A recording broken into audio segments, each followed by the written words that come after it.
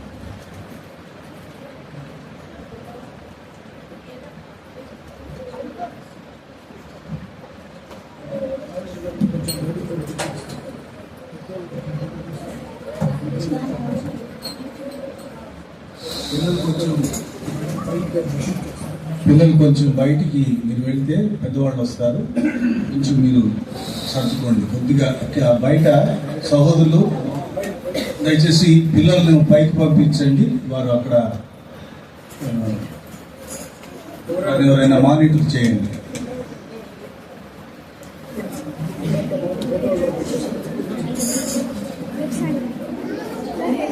మీరు అక్కడ కూర్చొని పాటలు పాడండి. లేకపోతే ఎవరైనా సండే స్కూల్ టీచర్స్ హెల్ప్ చేయండి, పిల్లల్ని కొంచెం కంట్రోల్ చేయడానికి.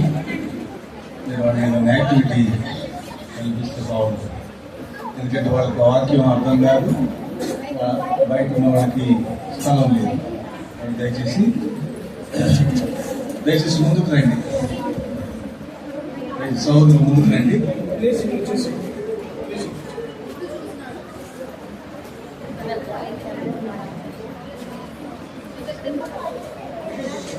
బయట ఉన్న సహోదరులు రావచ్చు, లోపలికి రండి. కొంచెం సహోదరులు కొంచెం చేసింది.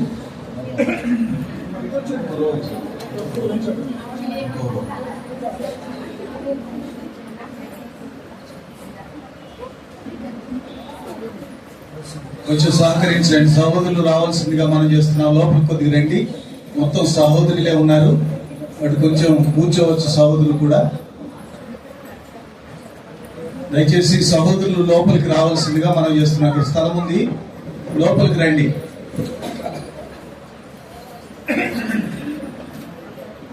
ముందుకు వచ్చేయండి.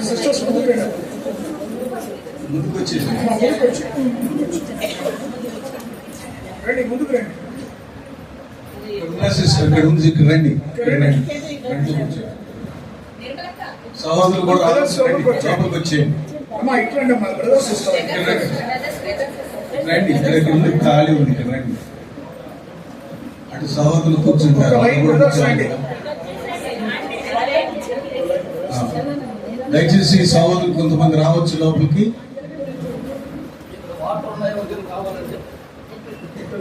ఇక్కడ పెట్టండి, లోపల మూలకు పెట్టండి, అక్కడ కూర్చుంటారు. అమ్మా సిస్టర్ మీరు రావాలి. ఖాళీ ఉంది కదా, ముందుకు వచ్చేయండి. ఇక్కడ కూడా ఖాళీ ఉంది. అక్కడే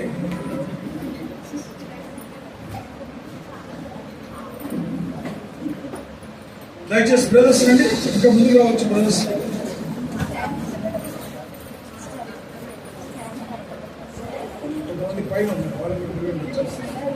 పైన ఉన్న వాళ్ళు ఎవరైనా కొంచెం రావచ్చు, కిందకు వచ్చి కూర్చోవచ్చు వెనక.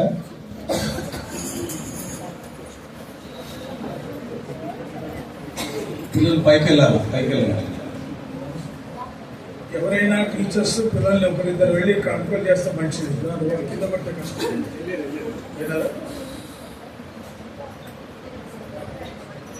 ఎక్కువ శాతం శత్రువు పిల్లల ద్వారానే పనిచేస్తాడు. చాలా జ్ఞానం కలిగి ఉండాలి. ఒకరిద్దరు రావచ్చు సహోదరులు. బయట ఉండే బ్రదర్స్ ముందుకు రండి. బ్రదర్ ఒకరిద్దరు వచ్చేసి ఒక ఇద్దరు కూర్చోవచ్చండి.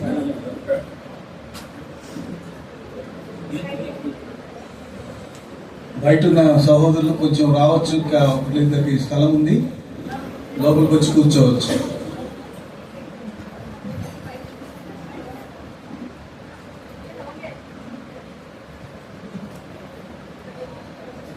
రండి, ఇంకో లైన్ రండి.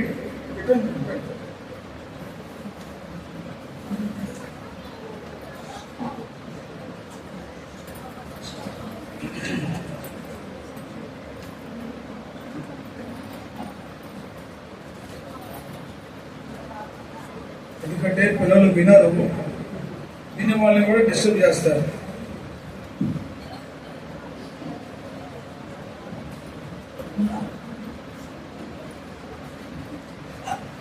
రండి.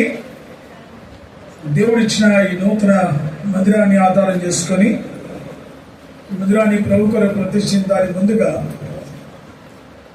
దేవుని ఇంటిక ప్రాముఖ్యత గురించి దేవువాక్యం నుండి కొన్ని మాట ధ్యానించి మనం ఇంటి కొరకై ప్రార్థన చేస్తాం. మొదటి దినవృత్తాంతములు, ఫస్ట్ క్రానికల్స్ చాప్టర్ 29. మొదటి దినవృత్తాంతములు 29వ అధ్యాయం. మొదటి దినవృత్తాంతములు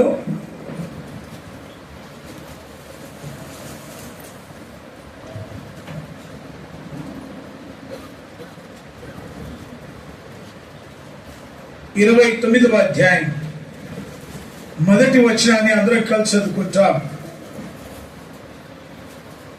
మొదటి దినవృత్తాంతములు 29వ అధ్యాయం మొదటి వచనాన్ని అందరం కలిసి చదువుకుంటాం. రాజైన దావీదు సర్వసమాజముతో ఇలా సెలవిచ్చెను, దేవుడు కోరుకుని ఉన్న కుమారుడు సొలొమోను ఇంకను నేత్రప్రాయం గల బాలుడై ఉన్నాడు. కట్టబడు ఆలయం మనుషునికి కాదు, దేవుడిని యెహోవాకే, కనుక ఈ పని బహు గొప్పది. ప్రార్థన చేసుకుంటాం. ప్రేమైన మా ప్రేమల తండ్రి, పరిశుద్ధమైన దేవా, మీ ఘనమైన మహిమ కలిగిన శక్తి గల ఉన్నతమైన శాశ్వతమైన మీ నామను బట్టి మీకు ఎంతో వందనాలు స్తోత్రాలు చెల్లిస్తున్నాం. మమ్మల్ని ప్రేమించి మా కొరకే మీ కుమారుడు అనుగ్రహించినారు. మీ కుమారుడు మా నిమిత్తమై భూమి రిక్తునిగా వచ్చి దాసుని స్వరూపం ధరించుకున్న వాడై శిలువ మరణ పొందిన వ్యక్తులు తగ్గించుకున్నందుకై స్తోత్రం చెల్లిస్తున్నాం. యేసు క్రీస్తు వారి రక్తంలో మాకు ఇచ్చిన పాప క్షమాపణ నిత్య జీవాన్ని బట్టి మీకు ఎంతో వందనస్తులు వహించినాం. ప్రభా, ఈ దినం సర్వలోకం కూడా పునరుత్థానం అని ఆచరిస్తూ ఉండగా నీ బిడలముగా వారు వెంబడి వారమని పునరుత్థానం యొక్క జీవాన్ని మేము పొందుతున్న వారమై ప్రభా, మిమ్మల్ని అధికముగా ఇంకా సమీపంగా వచ్చి మీ పునరుత్థాన శక్తిని పొందుకొరికే మాకు ఇచ్చిన కృపగా స్తోత్రం. ఉదయం నుండి ఇంతవరకు మీ సన్నిధి మాతో ఉంచారు. సాయంకాల వేళ ఈ పురవీధుల్లో ప్రభా సుభాష్ నగర్లో మీ స్వార్థ ప్రకటించడానికి మా అందుబాట్ల మధ్యలో మీరు చేసినటువంటి మేలుకై మీకు స్తోత్రాలు.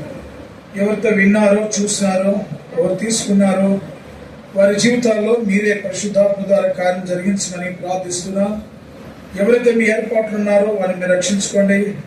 వారి కొరకే ఈ బెతెస్దా కోనేటిని ప్రభా వారి ఆత్మల రక్షణ కొరకే స్వస్థ స్థలముగా ఈ స్థలాన్ని నీ ప్రేలకు అనుగ్రహించినందుకే స్తోత్రం. ప్రభువా ఈ స్థలంలో మీ ప్రేమగా వచ్చి కాలు మోపుటి ద్వారా ఇది ప్రతిష్ఠించబడి పరిశుద్ధపరచబడి అనేకులకు రక్షణార్థకరమైన స్థలముగా ఈ ప్రాంతం నుండి ప్రజలకు ఇది పరలోక గవినిగా ఉండినట్లు మీరే సహాయం చేయమని ప్రార్థిస్తున్నా. ఈ మందిరం కొరకే ఎవరైతే ప్రయాసపడ్డారో, ఎవరైతే ప్రార్థించినారో, ఎవరైతే సమర్పించుకున్నారో వారందరిని బట్టి మీకు వందనాలు చెల్లిస్తూ ఉంటున్నాను. నీ బిడ్డలకు ప్రేమ పరిచయం బట్టి స్తోత్రాలు. స్థానిక మీ దాసు గిడ్యోని బట్టి కూడా వందనములు తండ్రి. తర్వాత ఇంటి ఓనర్ సహోదరుని బట్టి, కుటుంబాన్ని బట్టి మీకు స్తోత్రాలు. వారెంతో ప్రేమతో ఇంటిని ప్రభు పని కొరకు అర్పించుకున్నారు. వారిని వారి కుటుంబాన్ని అధికంగా దీవించి మీద మహిమ పొందమని ప్రార్థిస్తున్నాం. ప్రభు చేరొచ్చిన మేము ఈ ఇంటిని ఆధారం చేసుకొని మీ స్వరం వినడానికి మాకు సహాయం చేయండి. నాతో మాతో మాట్లాడండి. అందుకోసమైన శక్తులు విశ్వాసం అందిస్తున్నాం. వినగలించే గ్రహించే మనసు మాకు దయచేయండి. ఈ మైక్ సిస్టమ్లో విద్యుత్ శక్తిని మీ స్వాధీనంలో ఉంచుకోనండి. మహిమ ఘనత ప్రభావాలు మీరే పొందమని మా ప్రభురక్షకుడు క్రీస్తు యేసు వారి ప్రశస్తనామమున ప్రార్థించి అడిగి వేడుచున్నాం తండ్రి, ఆమేన్. స్థలం చిన్నగా ఉంది, మనం ఎక్కువ మందిగా కూర్చున్నాం కనుక మేము ఏమాత్రం విసిగించక కొన్ని మాటలతో మాత్రమే మనము ముగించుకుంటాం. ప్రియులారా, ఇక్కడ దావీదు సర్వ సమాజాన్ని పిలిచి, రాజైన దావీదు అవసర కాలంలో సమాజాన్ని పిలిచి చెప్తా ఉన్నాడు. వాస్తవికంగా దావీదే దేవుని మందిరం కట్టాలి ఎంతో ఆశతో ఉన్నాడు. దావీదు దేవునికి ఇష్టానుసారమైనటువంటి వాడు అయినప్పటికీ కూడా దేవుని మందిరం కట్టడానికి ఎంతో ఆసక్తి ఉన్నప్పటికీ దేవుడు నిరాకరించినాడు. నా మందిరం నువ్వు కట్టుటకు యోగ్యుడు కాదు, కనుక నీ గర్భం నుంచి వచ్చిన వాడే మందిరం కడతాడని చెప్పి దేవుడు సొలొమోనును ఏర్పరచుకున్నాడు. అయినప్పటికీ దావీదు దేవుని ఇంటికి ఇచ్చిన ఆసక్తి ఆయన భక్షిస్తున్న కారణాన ఆ మందిరం కొరకైనటువంటి ఏర్పాట్లు అన్నీ కూడా ఆయనే చేశాడు. అందుకు కావలసిన సామాగ్రి, అది వెండి అయినా బంగారమైనా, అది వెలగల రాళ్ళైనా, ఇనుమైనా, ఇత్తడైనా, ఏదైనా కూడా మందిరం కావాల్సిన దానంతా కూడా ఆయన సిద్ధపరిచాడు. స్థలాన్ని కూడా సిద్ధపరిచాడు. అంతేకాదు బ్లూ ప్రింట్ కూడా తయారు చేశాడు. మందిరం ఏ నమూనాలో కట్టబడుతుందని సమస్తం చేశాడు. కానీ కుమారుడు లేత ప్రాయం గలవాడు. అందుకని సమాజాన్ని తీసుకుంటున్నాడు, అయ్యా నా కుమారుడు లేత ప్రాయం, ఇంకా పసివాడి గనక, వాడికి శక్తి చాలదు గనక మీరు వాటితో కలిసి సహకరించాలి. కనుక కట్టబడి మందిరము ఏమంటున్నాడు, ఎందుకొరకు మాట అంటున్నాడంటే, కట్టబో వాళ్ళే మనుషునికి కాదు, దేవుడిని యెహోవాకే గనుక ఈ పని బహు గొప్పది. వీళ్ళారా, ఎవరైతే ఇంటిని స్థలాన్ని సమర్పించుకొని దేవుని ఇంటి కొరకు ఇచ్చినారో నిజంగా ఇది అద్భుతమైన విషయం, చాలా సంతోషకరమైంది. ఇదంతా చిన్న ఇండస్ట్రియల్ ఏరియా, చిన్న కాలనీస్, అన్ని చిన్న చిన్న గృహాలు ఉంటాయి. ఈ స్థలంలో రెంట్కి ఇచ్చుకుంటే చిన్న స్థలాలకు కూడా ఎక్కువ రెంట్ వస్తుంది. కనుక మందిరానికి ఇస్తే అనేక ఇబ్బందులు ఏర్పడుతూనే ఉంటాయి. అందరూ ఒక రకంగా ఉండరు. వచ్చిన వాళ్ళు కొంత ఇంటిని పాడు చేసేటువంటి పరిస్థితులు కూడా ఉంటాయి. ఏదేమైనా ప్రభు ఇంటి కొరకాయ, ఆత్మలో రక్షణార్థమై, దేవుని పని కొరకాయ మన ఇల్లు తెరవబట్టం అనేది ఆశీర్వాదకరమైనటువంటి విషయం. కనుక సహోదరులు చెప్పినట్టుగా సేవకులు ఈ స్థలం చిన్నగా ఉండింది, దీన్ని మాడిఫికేషన్ చేసుకున్నాం అన్నారు. సరే, ఈ చిన్న మందిరం ద్వారా, ఈ మార్చబడిన నిర్మాణం ద్వారా మనం దేవుని ఆత్మ చేత నేర్చుకోవాల్సిన విషయాలు ఏంటో దేవుని వాక్యం మనం చూస్తూ ఉన్నాం. కనుక దేవుని మందిరం అనేది పరిశుద్ధ గ్రంథములో అనేక స్థలాల్లో కట్టబడినట్టుగా మనం చూస్తాం. మొట్టమొదటిగా మోషే ద్వారా దేవుడు తన ఇంటిని కట్టుకున్నాడు. దాన్ని ప్రత్యక్ష గుడారం అంటారు. అలాగే దావీదు ఆశపడ్డాడు, కానీ కుమారుడైన సొలొమోను ద్వారా దేవుడు మందిరాన్ని కట్టుకున్నాడు. ఆ తర్వాత ప్రభు నెహెమ్యా ద్వారా, జెరుబ్బాబెల్ ద్వారా అనేకులు ఆ రీతిగా పడిపోయిన మందిరాన్ని మరలా బాగు చేసుకుంటూ దాన్ని కట్టుకుంటూ వచ్చినారు. ఇక్కడ కొన్ని మాట నేను చెప్పాలని ఆశపడుతున్నాను. ఎందుకు దేవుడు మందిరం కట్టడానికి పూనుకున్నాడు? మరి ఇప్పుడు ఆ మందిరం ఎక్కడుంది? ఇప్పుడు కట్టుకున్నది ఇది అదే మందిరమేనా అనేది మన ప్రశ్న. అసలు మందిరం ఎందుకు కోరుకున్నాడు దేవుడు? ఇక్కడ స్పష్టంగా దావీదు అంటాడు ఆ మాట. ఇదే మాట నెహెమ్యా కూడా అంటాడు. నెహెమ్యా 6వ అధ్యాయం 3వ వచనంలో, ఈ పని గొప్పది, నేను ఎందుకు విడిచి రావాలంటాడు. సన్బల్ టుబియాలు పిలిచినప్పుడు ఈ గొప్ప పని విడిచిపెట్టి ఎందుకు రావాలంటాడు. కనుక ఇక్కడ కూడా అంటాడు, ఈ పని గొప్పది, ఈ పని గొప్పది. దేవుని మందిరం కొరకే చేసే ప్రయాసం అనేది చాలా గొప్ప విషయం. పరిశుద్ధాత్ముడు అంటున్నాడు, దేవుడు అంటున్నాడు, ప్రజలు కూడా అంటున్నారు, ఈ గొప్ప పని. ఎందుకు గొప్ప పని అని అంటే, ప్రియులారా, మొట్టమొదటిగా దేవుడు పరలోకంలో నివసించే ఆ మహామహుడు, పరిశుద్ధమైన దేవుడు తన మహిమ కొరకే మౌనం చేసుకున్నాడు. అన్ని లేఖనాలు చూస్తే సమయం చాలదు కనుక నేను కొన్ని మాటలు చెప్తా పోతాం. యెషయా గ్రంథము 43:7 ఏం రాబడిందంటే, దేవుడు తన మహిమ కొరకే నిర్మించుకున్నటువంటి మనుష్యుడు భూమి మీద మానవుడిని ఏదో కష్టాల పాలై 4 దినాలు ఏడ్చి చచ్చిపోవడానికి కాదు, లేకపోతే ఇద్దరు పిల్లల్ని కానీ ఒక ఇల్లు పెట్టుకొని ఒక బడి పెట్టుకొని ఏడుస్తే చావడానికి కాదు. దేవుడు మానవుని సృష్టించిన ఉద్దేశం ఏంటంటే, దేవుడు తన మహిమ కొరకే మానవుని సృష్టించినాడు.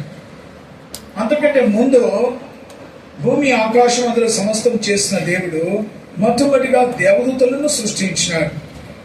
వాయువులను ఆయన దూతలుగా చేసుకున్నాడని దేవుని వాక్యాన్ని సెలవిస్తూ ఉంది. కనుక ఆ దేవదూతలను చేసుకున్నాడు, వారికి కావలసినంత కూడా సృష్టిలో ఉంచినాడు. అప్పుడు పరలోకం వేరు భూలోకం వేరు కనబడటంలే, అవి రెండు కలిసే ఉన్నాయి. అప్పుడు ఆ మొదటి లోకంలో ఉండేటువంటి ఆ దేవదూతలు దేవుడు నియమాన్ని ఏర్పాటు చేశాడు. వాడు నిరంతరం దేవుని ఆరాధించేవారు. కానీ విస్తారమైనటువంటి ఆరాధనలో మా మొదటి దేవదూతగా ముందుకు వచ్చిన వాడి పేరు లూసిఫర్. కనుక ఆ వ్యక్తి లోపల పాపమును చేకూర్చుకున్నాడు. హెస్కేలు గ్రంథం 28:13-15-16 వాడు ఏ రీతిగా పాపమును సమకూర్చుకున్నాడో రాయబడింది.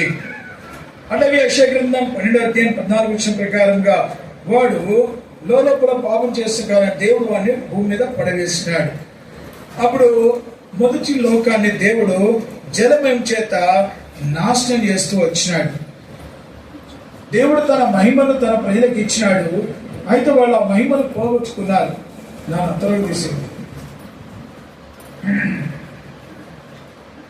కనుక దేవుడు దేవదూతలు నిర్మించినప్పుడు ఏం చేశాడంటే, దేవుడు తన మహిమను వారికి ఇచ్చినాడు. వారు ఆ మహిమలోనే ఉంటున్నారు. దేవదూతలకు ఏ వెలుగు లేదు. దేవుళ్ళలో ఉండేటువంటి వెలుగు దేవదూతల మీద పడుతుంది.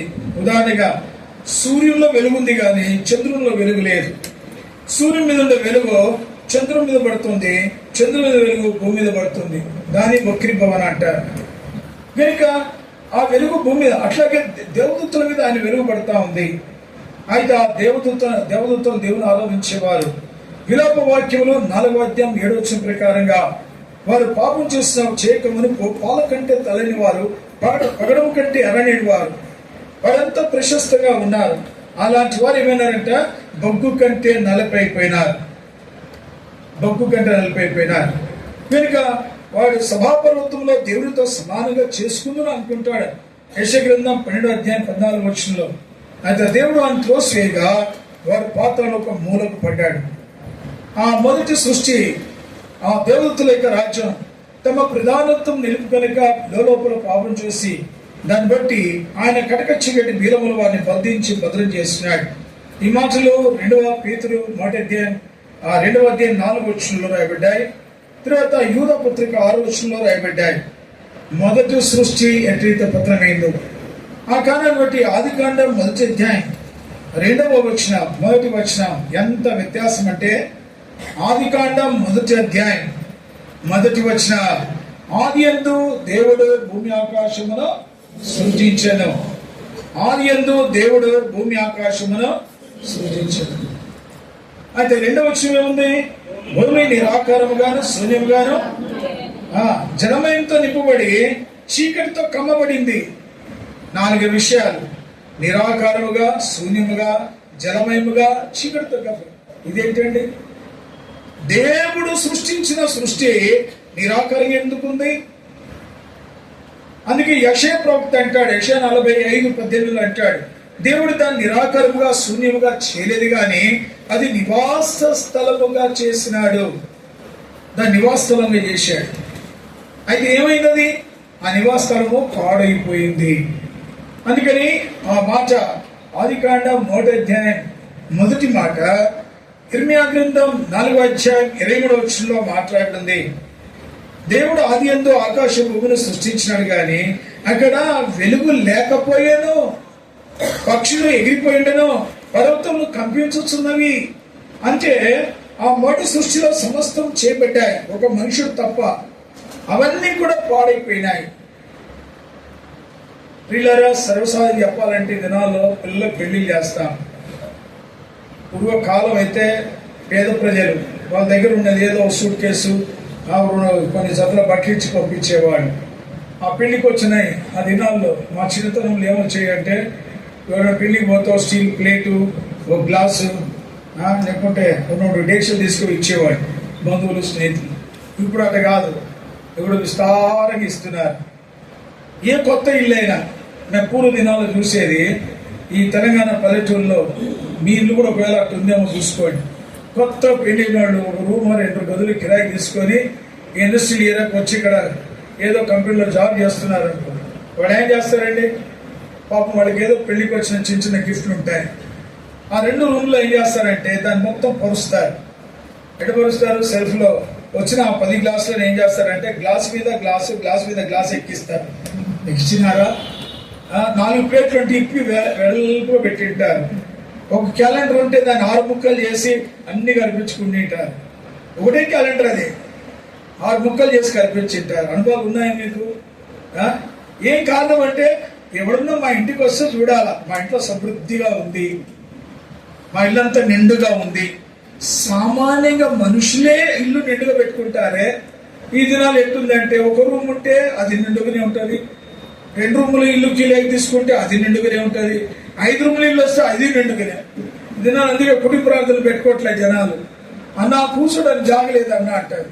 నిండగా సోఫాలు, బెడ్లు, మంచాలు నిండా నింపెట్టారు. కాలు వడ్డీగా స్థలం ఉండదు. ఈరోజున్న పరిస్థితులు. సరే, నా తలంపు ఏంటంటే సామాన్యమైన ఇల్లే నిండుగా ఉంటుందే. మరి దేవుడు సృష్టించిన భూమి నిరాకారంగా ఎందుకుంది, శూన్యంగా ఎందుకుంది? మరి తీసిన తిరిగి చదవండి, కొంచెం అది అర్థం చేసుకుంటే మంచిదే. యెషయా గ్రంథము 45వ అధ్యాయం 18వ వచనం. ఆకాశములకు సృష్టికర్తయగు యెహోవాయే దేవుడు, ఆయన భూమిని కలగజేసి దాన్ని సిద్ధపరిచి స్థిరపరిచెను. నిరాకారముగా ఉండినట్లు ఆయన దాన్ని సృజింపలేదు, ఆయన దాన్ని సృజించలేదు. ఎంత స్పష్టంగా ఉంది బైబిల్.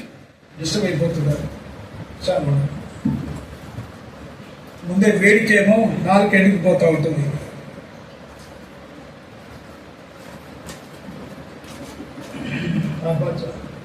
అది పోసేయండి, చనిపోతుంది. వద్దా, డిస్టర్బ్ అవ్వదు. చాలా ఉన్నాయి, వాళ్ళు పోసేస్తారు. దయచేసి వినండి. అయితే స్పష్టంగా ఉంది బైబిల్లో. ఆయన దాన్ని నిరాకారముగా శూన్యముగా చేయలేదు. ఏం చేశాడంటే కింద ఉంది, నివాస స్థలముగా సృజించాడు. చదవండి, ఇర్మియా గ్రంథం 4వ అధ్యాయం 23వ వచనం. నేను భూమిని చూడగా. ఇర్మియా భక్తుడు అంటాడు. ప్రవక్తలు గతాన్ని కూడా చెప్తారండి. అందుకే యెషయా చెప్తున్నాడు, అది నిరాకరంగా శూన్యంగా కాదండి, అది నివాస స్థలంగా చేశాడు ఆయన. దాన్ని సిద్ధపరిచి స్థిరపరిచి 3 మాటలు అంటాడు అక్కడ. నేను భూమిని చూడగా. అది అక్కడ కాదు. నేను దాన్ని సిద్ధపరిచినాను, స్థిరపరిచినాను, కదలకుండా దానికి నియమాన్ని ఏర్పాటు చేశాను అన్నాడు భూమిని.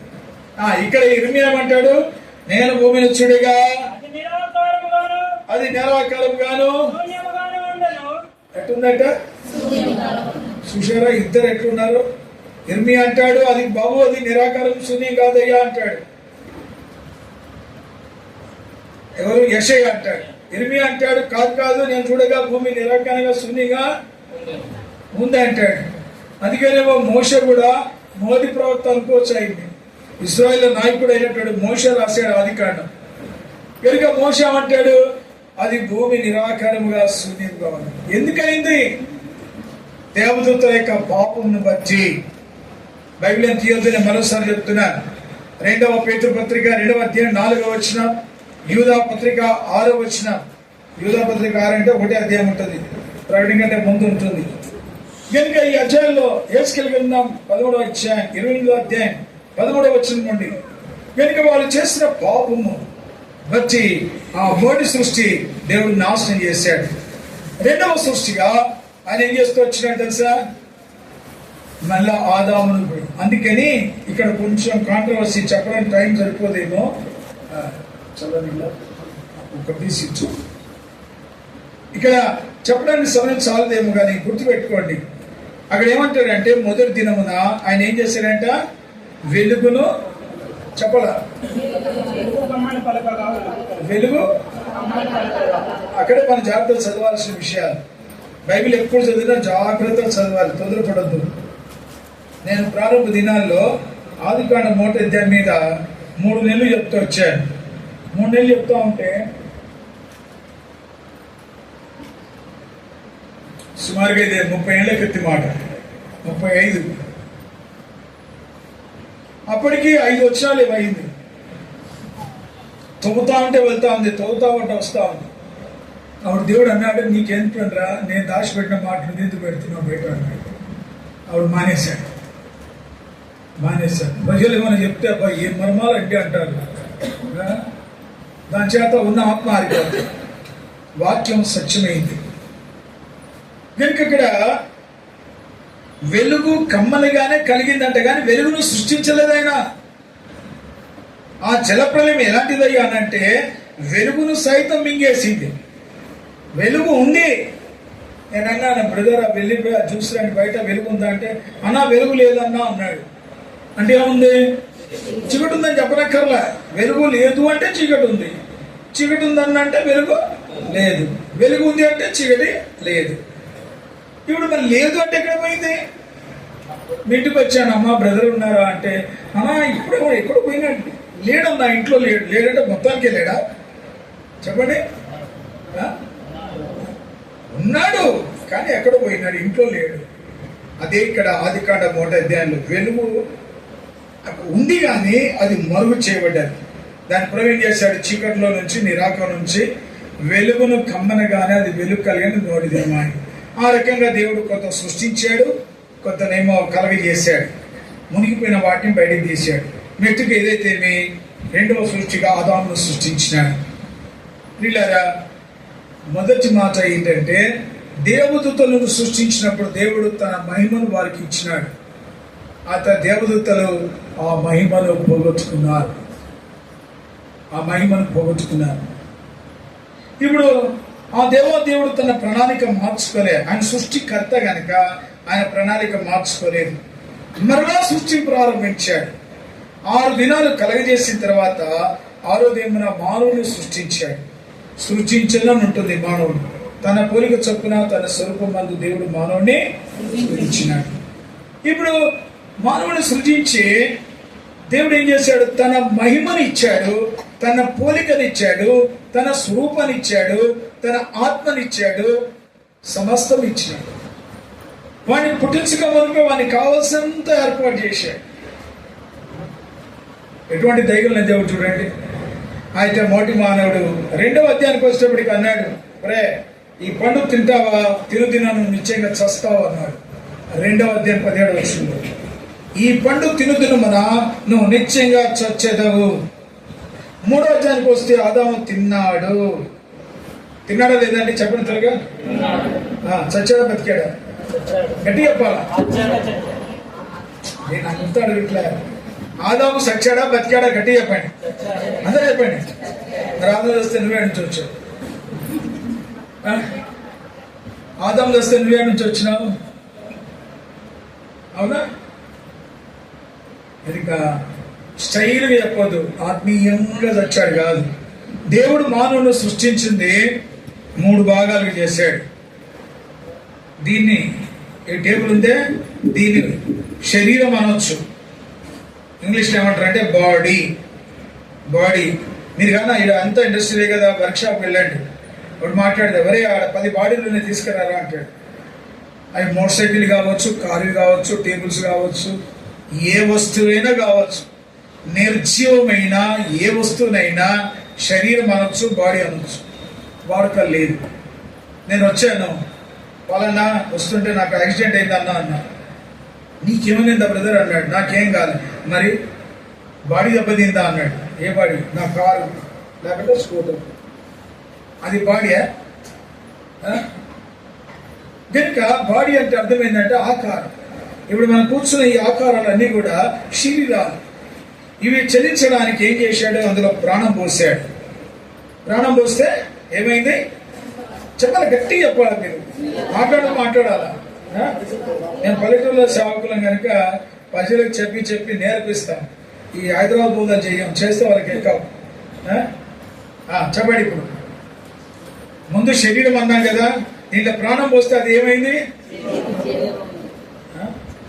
బైబిల్ జ్ఞానం బలిందే. ప్రాణం పోస్తే ఏమైంది అమ్మా? జీవం వచ్చింది. మరి నువ్వు వేరేదేదో అన్నావు, అందుకే నేను వెనక ముందు చూస్తా ఉన్నా. ఏమొచ్చిందంట? జీవం వచ్చిందంట. అది ఆయన స్ట్రైట్గా చెప్పాడు. మనం మోటుకు చెప్పుకుందామా? ప్రాణం వచ్చింది, అంతేనా? రెండు ఒకటే కదా. మరి శరీరము ప్రాణం వస్తే ఏమవుతుంది? అలా సమస్య వచ్చింది. ఏమొచ్చింది? సమస్య వచ్చింది. చెప్పండి. ఇదేమో నిర్జీవమైన దానేమో శరీరం అన్నా, దీనికి ప్రాణం పోస్తే దీనికే నేను ప్రాణం పోసా. ఏమైంది? అది జీవించు ప్రాణి. జీవించు ప్రాణి ఏమంటారు మన భాషలో? బతుకున్నోడా? మీరు చెప్పండి. బతికినోడు అంట. ఏమంటారు దాన్ని? అంత అంత పెద్దగా అంటే మనకి ఎక్కడ వస్తుంది? చిన్నగా షార్ట్లో చెప్పాలి. అయ్యో, చెప్పాలి త్వరగా. ఊరికే వింటా ఉంటే అది గాల్లో పోతుంది. జీవన ప్రాణి. నాకు మాట లేదా?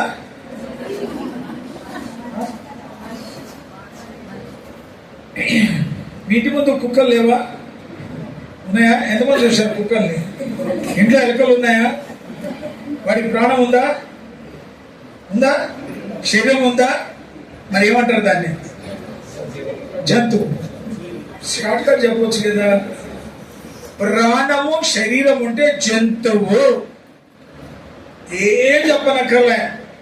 ప్రాణం లేకపోతే ఉట్టి శరీరము, బాడీ, లేక ఘనాకారము, లేక వస్తువు. ఆ వస్తువులో ప్రాణం వస్తే జంతువు, మనిషి కాదు. అందుకే జంతువుల్లో ఆత్మ ఉండదు, ప్రాణమే ఉంటుంది. అది చచ్చినాక దాన్ని ఏమంటారు? చచ్చిపోయింది అనకూడదు దాన్ని. మా ఇంట్లో ఎల్లక చచ్చిపోయింది కాదు, సచ్చింది. ఎంత మంచి భాష, తెలంగాణ భాష.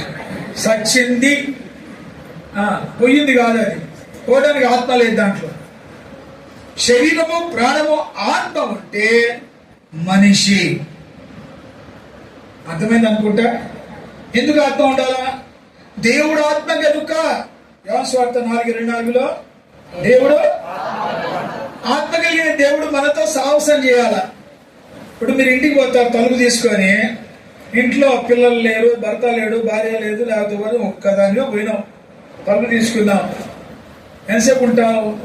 కుక్కలు ఉన్నాయి, ఎలకలు ఉన్నాయి, పిల్లలు ఉన్నాయి, ఇంట్లో అన్ని ఉన్నాయి. ఇంటి బయట గొడ్లు ఉన్నాయి, గొర్రెలు ఉన్నాయి, మేకలు ఉన్నాయి. నువ్వు ఎంతసేపు వాటితో సంతోషించగలవు చెప్పు?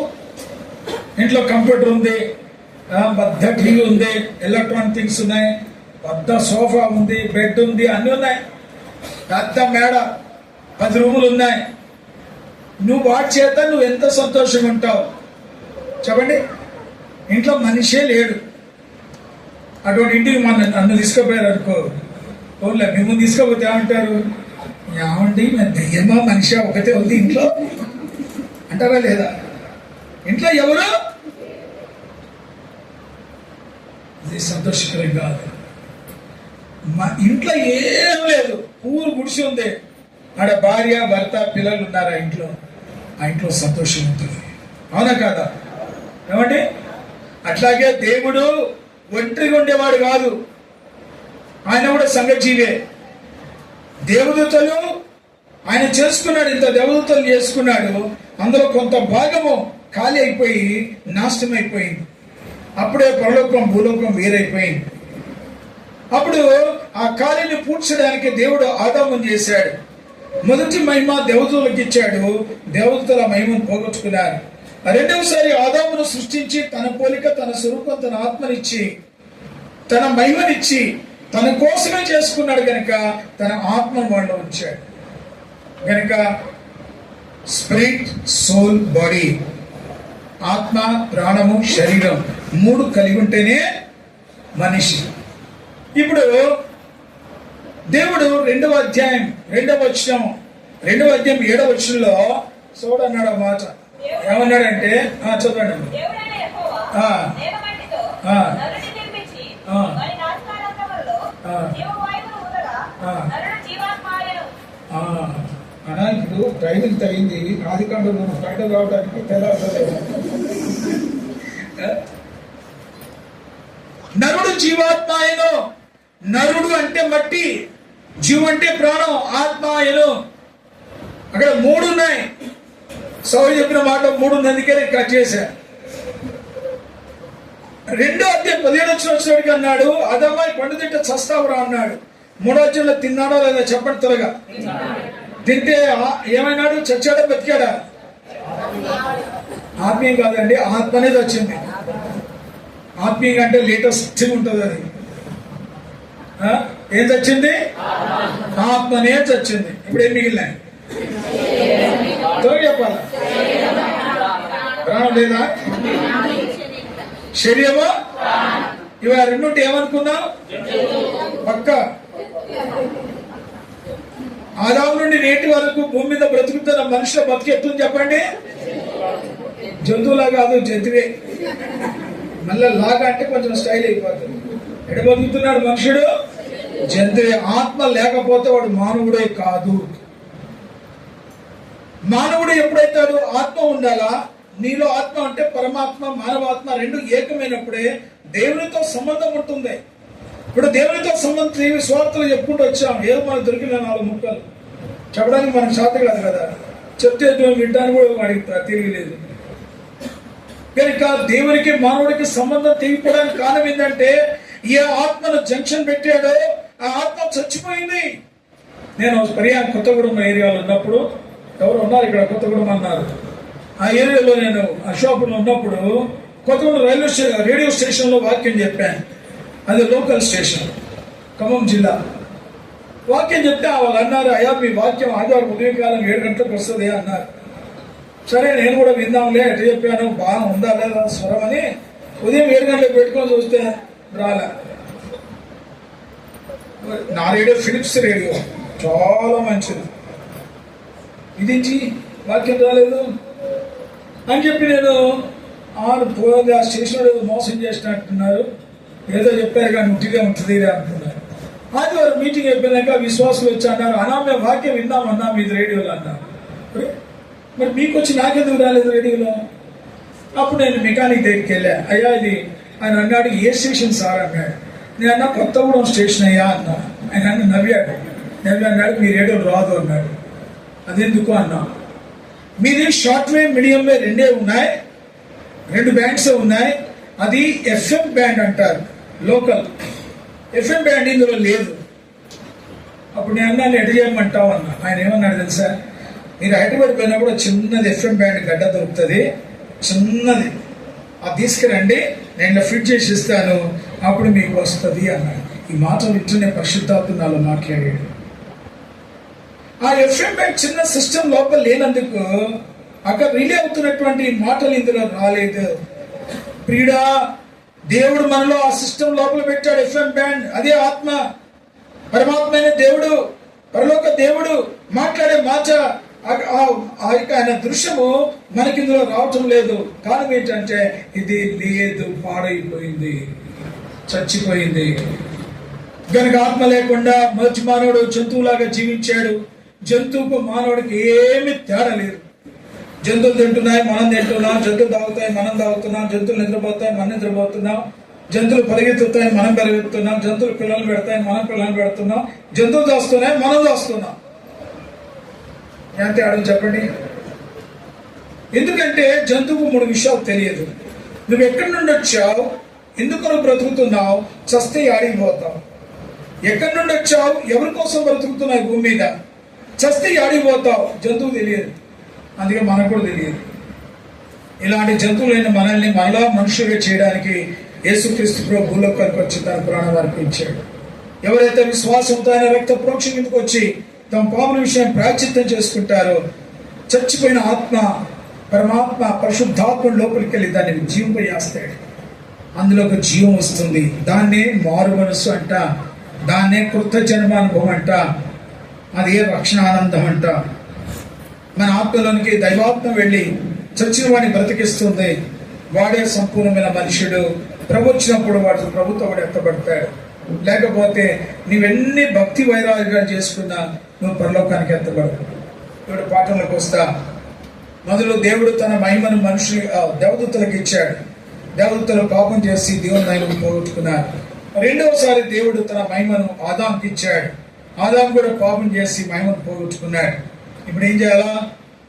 దేవుడు సృష్టికర్త అయిన దేవుడు. ఆయన ప్రగాఢమైన కోరిక ఏంటంటే ఆయన మన మధ్యలో నివసించాలని కోరుతున్నాడు. అందుకని ఎవరితో ఉండాలా? మానవుడు పోగొట్టుకున్నాడు దేవుని సన్నిధిని, దేవుని ఆత్మను పోగొట్టుకున్నాడు.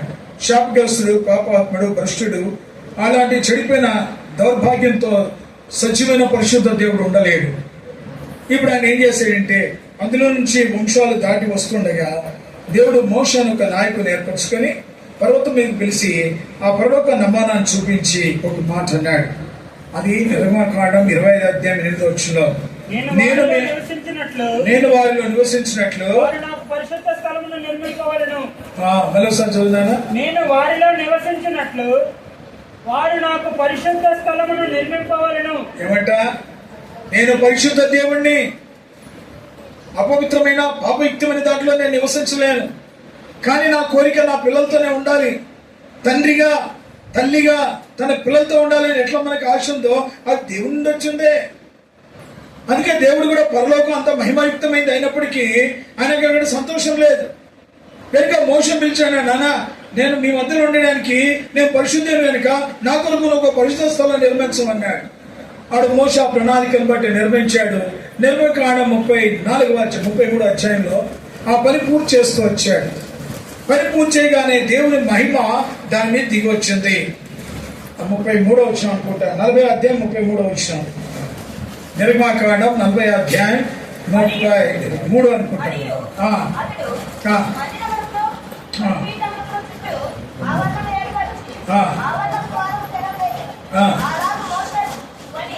అలాగున మోసే పనిని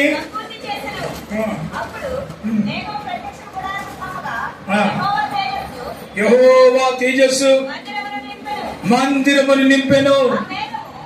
ఆ మేఘము నిల్చుండగా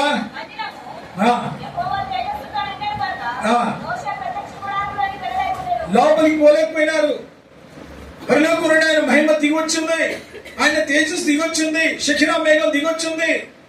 ఆ మహిమ నింపింది. కారణం ఏంటంటే అక్కడ సీక్రెట్ ఉంది.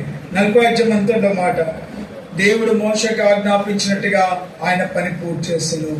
దేవుడు మోషకు ఆజ్ఞాపించినట్లుగా ప్రతి మాటలో మాట ఉంటుంది. అంటే దైవ చిత్తానుసారంగా, స్వచిత్తం కాదు.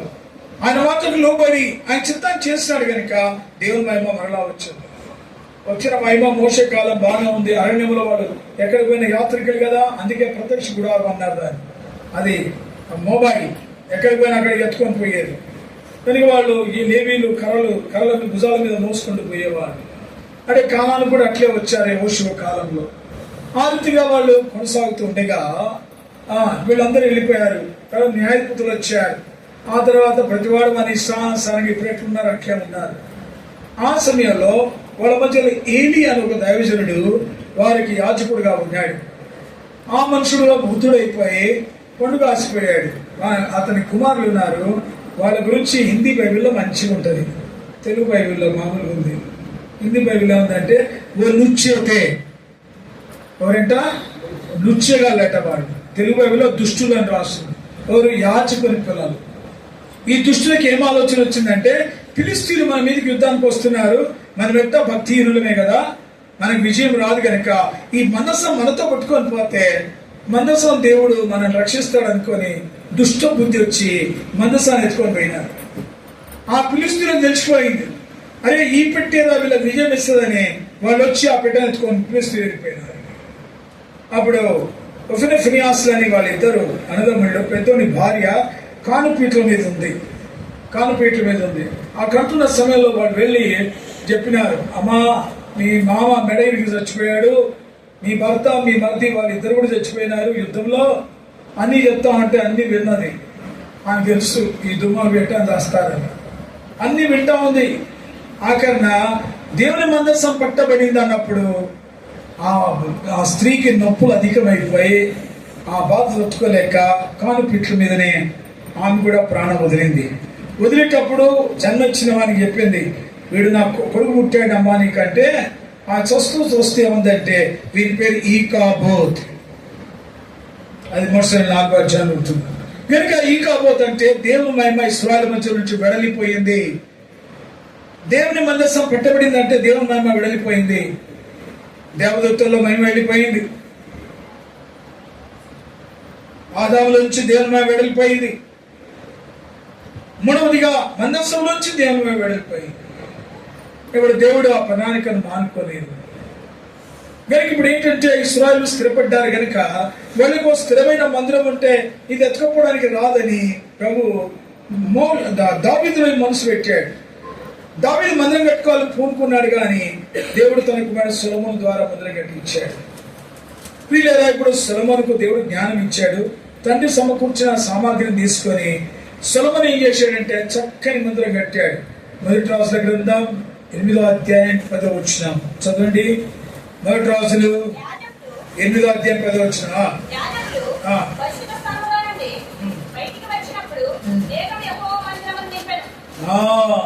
మందిరం కట్టబడింది. యాజకులు ఎక్కడ ఉండాలో వస్తువులు అన్ని పెట్టారు. పరిశుద్ధ స్థలం, అతి పరిశుద్ధ స్థలము, తర్వాత ఆవరణము అది ఎట్లుండిందో, మందసం ఎట్లుందో అదే మూలంలో దీన్ని కూడా కట్టారు. ఇది స్థిరమైంది, ఎత్తుకోవడానికి రాదు. ఇది వీరికి మందిరం కట్టారు. వాళ్ళు యాజకులు అంతా స్థితి బయటికి రాగానే దేవుని మహిమ దాన్ని నింపింది. మళ్ళా దేవుని ఇశ్రాయేలు మధ్యలో ఆయన నివాసం చేస్తూ వచ్చాడు. సొలొమోను కాలం బాగానే ఉంది. సొలొమోను కుమారుడు రెహబాము వచ్చాడు. ఆ సమయంలో యెరోబాము అనే వాళ్ళ ఇంట్లో జీతగాడు ఉన్నాడు. వాళ్ళు దుష్టబుద్ధి వచ్చింది. వాడు వెళ్ళి 10 గోత్రాలు ఇశ్రాయేలును చీల్చుకున్నాడు. యెరోబాము కాలంలో ఇశ్రాయేలు చీల్చబడ్డారు. Division policy. ఈ దినాల్లో కూడా సంఘాలు అట్లే ఉన్నాయి. కనుక దేవుడు దావీదుకి ఇచ్చిన వాగ్దానాన్ని బట్టి రెండు గోత్రాలు దావీదు వంశం నిలబడిపోయినాయి. అదే రెహబాము దాన్ని రాజుగా ఉన్నాడు. వాళ్ళు యూదులు అంటారు. ఇశ్రాయేలు అనగా 10 గోత్రాల వారు యెరోబాము ప్రారంభించాడు. కనుక మట్టుకు ఒక 20 మంది రాజులు ఇక ఇశ్రాయేలును అక్కడ యూదుల్ని ఏలుతూ వచ్చారు. యూదుల్లో అనేకులు భక్తి కలిగిన వారు, దేవునిపై కలిగి జీవిస్తూ వచ్చారు. కానీ ఇశ్రాయేలు మధ్యలో దుర్మార్గులైన రాజులు విగ్రహారాధికులుగా ఉన్నారు. చాలా మంది అన్య పద్ధతులే. ఎందుకంటే యెరోబాము వారికి నేర్పించాడు. యెరోబాము ఏం చేశాడంటే వీళ్ళు యెరూషలేము పోతే మళ్ళా మనసు మారుతుందని వాళ్ళకి ఆ పర్వతాల మీద విగ్రహాలను పెట్టాడు. దూడలు 2 దూడలు పెట్టాడు. ఆ 2 దూడలు వాళ్ళు పూజించుకుంటూ వచ్చారు. వారి తర్వాత రాజులు కూడా విగ్రహాలను పెట్టుకుంటూ వచ్చినారు. ఈ రోజు మన మధ్యలో కూడా 2 దూడలు వచ్చేఉన్నాయి. మనుషులు వాటిని సేవిస్తూ ఉన్నారు.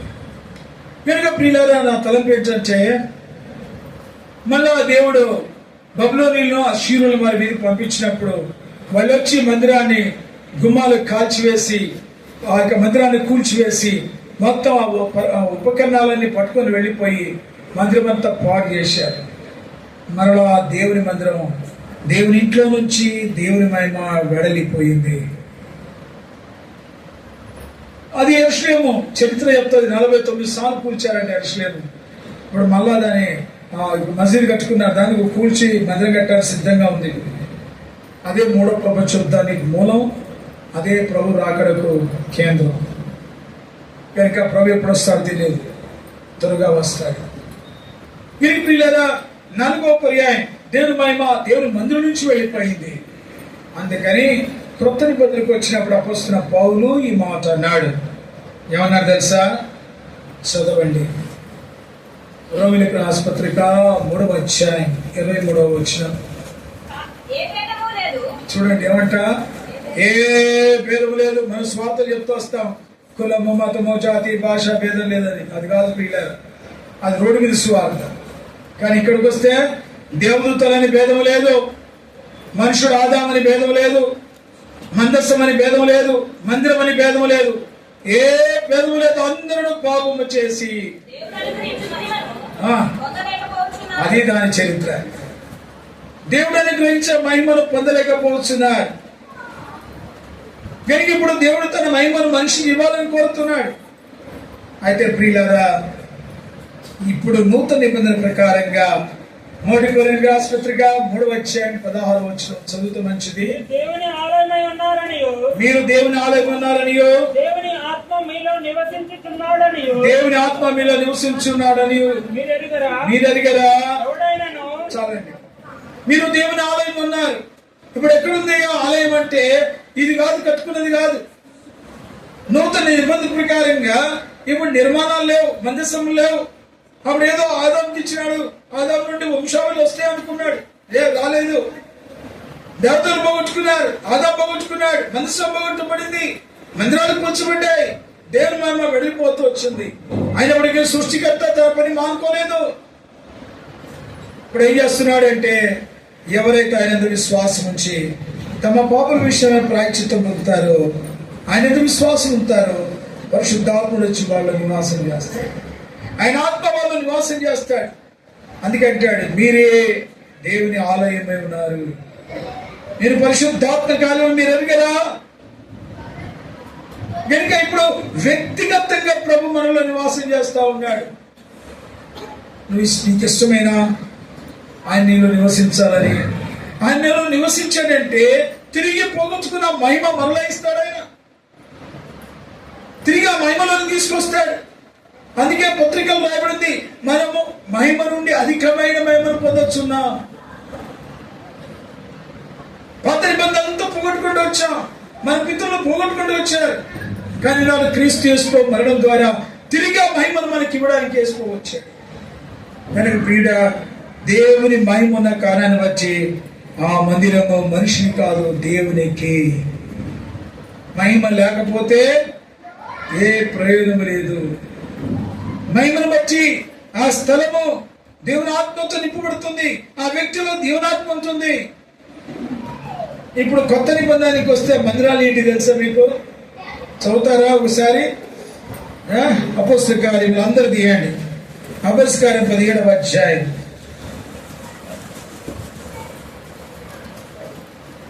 అపోస్తల కార్యములు 17వ అధ్యాయం 24వ వచనం.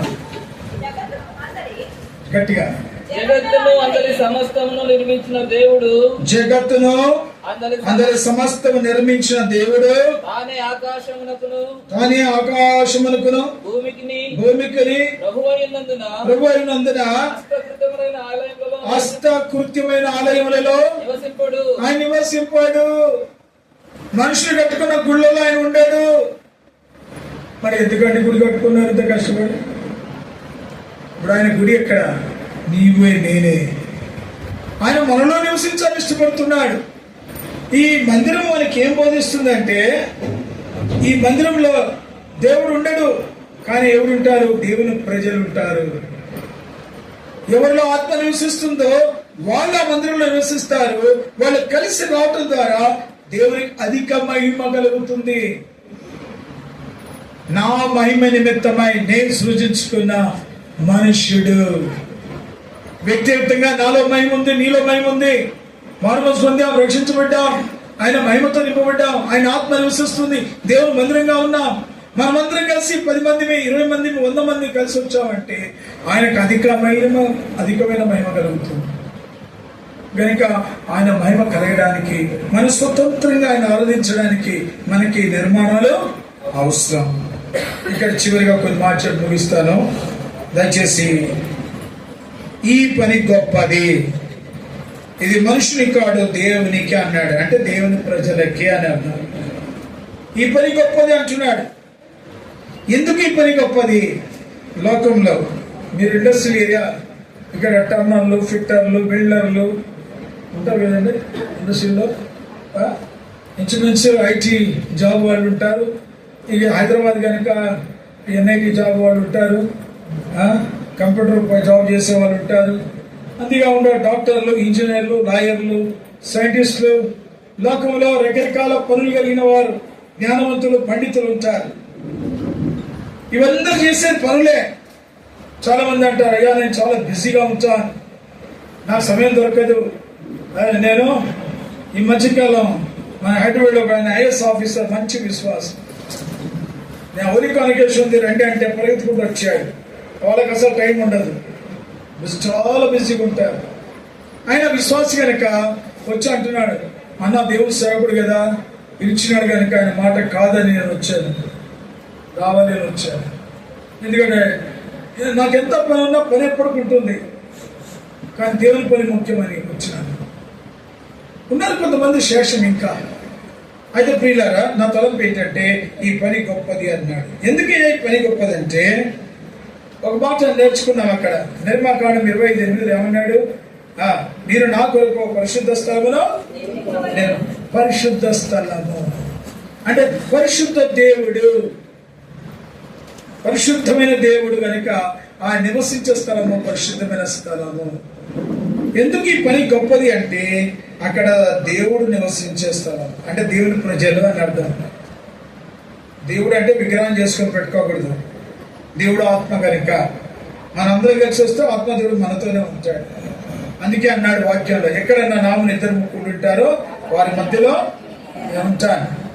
వ్యక్తిగతంగా ఉంటాడు, సమిష్టిగా మనం కలిసి వచ్చినప్పుడు మన మధ్యలో ఉంటాడు. కనుక ఈ పని ఎందుకు గొప్పది అంటే ఇది దేవుని, పరిశుద్ధ దేవునికి నివాస స్థలము. ఇది పరిశుద్ధ దేవుడు అక్కడ ఉంటాడు, పరిశుద్ధ దేవుడు. రెండవది పరిశుద్ధ ప్రజలు ఉంటారు అక్కడ. ఎందుకు ఈ పని గొప్పది అంటే పరిశుద్ధ ప్రజల యొక్క సముదాయం కలిసి రావడానికి కట్టబడే నిర్మాణం. పరిశుద్ధ ప్రజలు తాగుబోతులు కాదు, మోసగాళ్ళు, అబద్ధికులు రాదు. బస్ స్టాండ్ పోయినా, హాస్పిటల్ పోయినా, మార్కెట్ పోయినా అన్ని రకాల మనుషులు ఉంటారు. కానీ దేవుని మందిరం పరిశుద్ధ ప్రజల కొరకాయ. ఒకవేళ వాళ్ళు కూడా రావచ్చు, వచ్చి మానవస్ పొందవచ్చు, ఎక్కువ కాలం ఉండలేరు.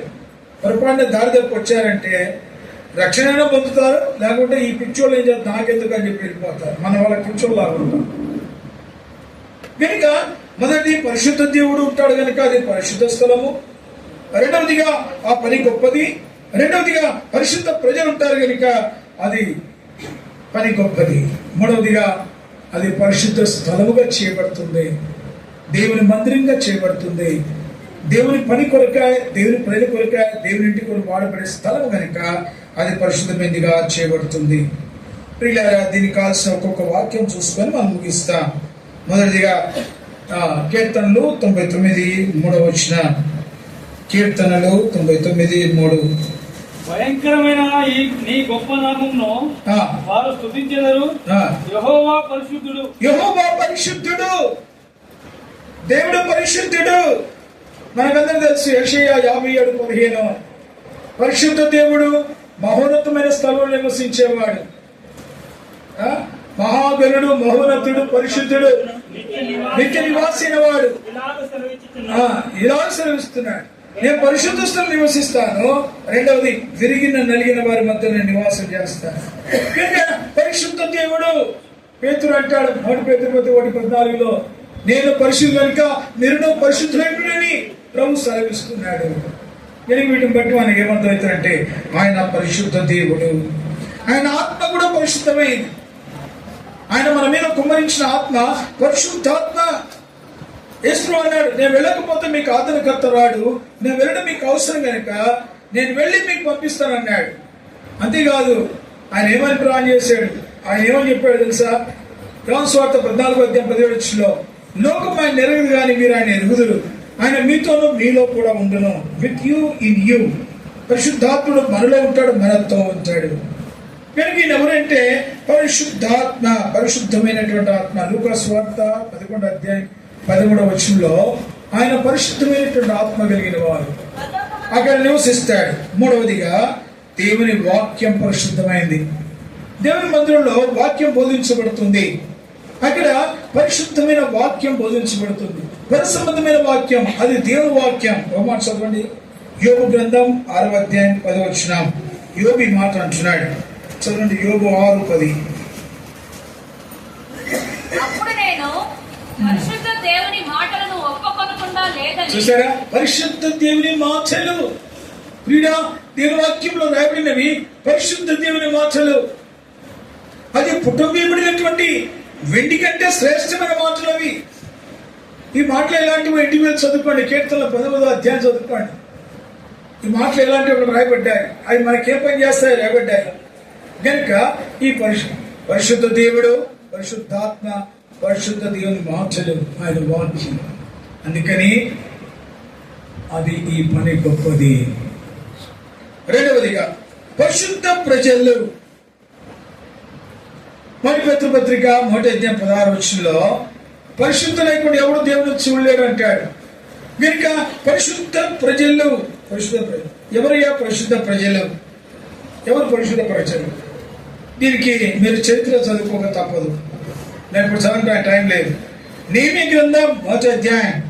యెరూషలేము కూల్చబడిందన్న మాట షూషాన్ కోటలో ఉండేటువంటి నెహెమ్యా రాజభవంతిలో ఉన్నాడు, అంటే పార్లమెంట్ లో ఉన్నాడు. రాజుకు పానదాయకుడు, అంటే గొప్ప ఉద్యోగాలు. యూట్యూబ్ లో మీరు కొట్టుకొని చూడండి. మన ఏసియా ధనవంతుడు ఉన్నాడే, ముఖేష్ అంబానీ. ఆ ఇంట్లో డ్రైవర్ కంట 2 లక్షల జీతం నెలకి. ఇక్కడ ఉన్నాయా 2 లక్షలు? సైంటిస్టులకు ఇస్తున్నారా? గవర్నమెంట్ జాబ్ ఇస్తున్నారా? ఆ ఇంట్లో వంట చేసే చీఫ్ కూడా 2 లక్షల జీతం. ఇప్పుడు అలాంటి వాడు 2 లక్షల జీతం ఇటు బయటకు వస్తే ఎట్లుంటాడు చెప్పు? మోదీ నా తమ్ముడు అంటాడు.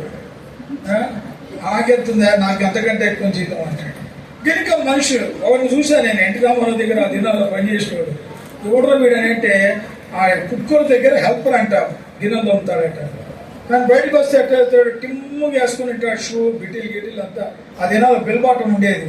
కారులో దిగుతాడు వచ్చి. నేను పప్పుకోనండి, ఎవడే బాబు రోజు కారులో దిగుతాడు అన్నాను. అంటే సార్ వీడు ఇంటి గిన్నెతో ఉంటాడు అన్నాడు.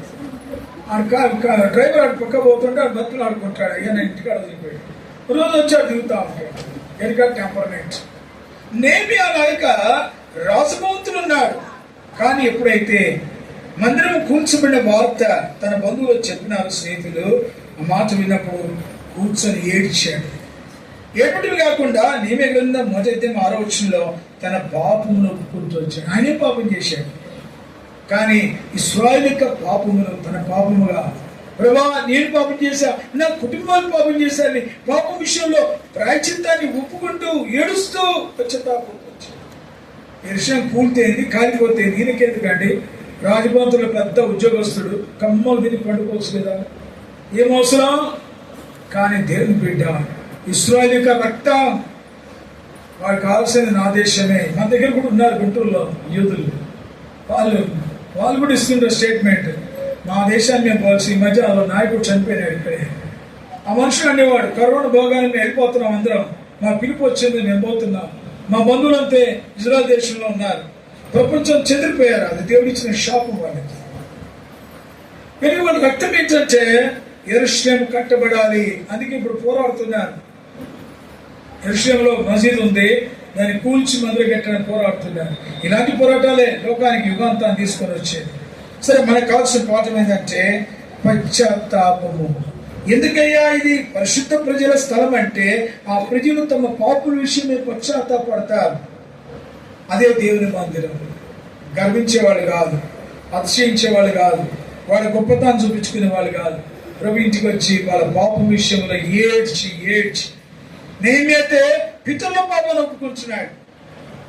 ఇది పశ్చాత్తాపడే స్థలం కనుక ఈ పని గొప్పది. రెండవదిగా నియమ గ్రంథం 3వ అధ్యాయం చూస్తే కదా, మందిరం కట్టడానికి వెళ్ళారు. వెళ్ళిన వాళ్ళు ఏం చేస్తారంటే 2వ వచనం నుంచే రాయబడింది, ఆనుకొని. వీరు వారిని ఆనుకున్నారు, వారు వారిని ఆనుకున్నారు, వారి అధ్యాయం మొత్తం కూడా సుమారు 30 సార్లు పైగా ఆనుకొని అన్నమాట. ఆనుకొని ఒకరిని ఒకరు, నో గ్యాప్ ఎట్ ఆల్. వాళ్ళ మధ్యలో వ్యత్యాసం లేదు, తేడా లేదు. మధ్యలో ఏంటి ఏమంటారు దాన్ని, ఎలాంటి గ్యాప్ లేదు, రంధ్రం లేదు, దూరడానికి అవకాశం లేదు. ఒకరు పని ప్రారంభించే కట్టారంటే వేరే వాళ్ళు వచ్చి దాన్ని ఆనుకొని అంటే అర్థం ఏంటంటే యూనిటీ, ఏకత్వము, ఏక మనస్సు, ఏకాభిప్రాయము, ఏకాత్మ వాళ్ళ మధ్యలో ఉంది. వారందరూ కూడా భిన్న జాతికి, భిన్న కుటుంబాలకు చెందిన వారు, వేరు వేరు భాషలకు చెందిన వారు అయినప్పటికీ వారందరూ కూడా ఒక్క తల్లి పిల్లలాగా ఆ ఇంట్లో వారు కలిసి వస్తున్నారు. యూనిటీ. యూనిటీ మొదటిది. ఎందుకు ఆ స్థలము, ఆ పని గొప్పది అంటే అక్కడ పశ్చాత్తాపం ఉంది. ప్రజలు ఎవరైనా ఎంత కఠినుడైనా కానీ దేవుని ఇంటికి వచ్చి ఆయన స్వరం విన్నాడా తన పాపం ప్రాయశ్చిత్తం పొందుతాడు. రెండవదిగా వాళ్ళు ఏ జాతి వాళ్ళైనా, ఏ వయసు వాళ్ళైనా కూడా, వాళ్ళు ధనవంతులైనా దరిద్రులైనా వాళ్ళు వచ్చి ఒకటిగా ఉంటున్నారు. ఏఎస్ ఆఫీసర్ అని చెప్పి వాళ్ళు కూర్చోవడానికి లేదు. మందిరానికి వస్తే అందరితో పాటు కూర్చోవాల్సింది. ఒకటి యూనిటీ. మూడవదిగా ఆ మాట చదివితే మంచిది. నెహెమ్యా 2వ అధ్యాయం 18వ వచనం. ఇదియుగాక నాకు సహాయము చేయు దేవుని కరుణాహస్తమును గూర్చియు రాజు నాకు సెలవిచ్చిన మాటలన్నీ నేను వారితో చెప్పితిని. అందుకు వారు మనం కట్టుటకు పూనుకొందము రండని చెప్పి, మనము కట్టుటకు పూనుకొందము రండని చెప్పి మంచి కార్యము చేయుటకై, ఈ మంచి కార్యము చేయుటకై మనము తెచ్చుకొని ప్రియులారా, మందిరం కట్టడం దేవుని ప్రజల కొరకే కట్టడిది. ఆ పని ఎటువంటి మంచి కార్యము. It is good work. లోకములు ఎన్నో కార్యాలు ఉన్నాయి. మేడలు మిద్దెలు కట్టుకుంటున్నారు.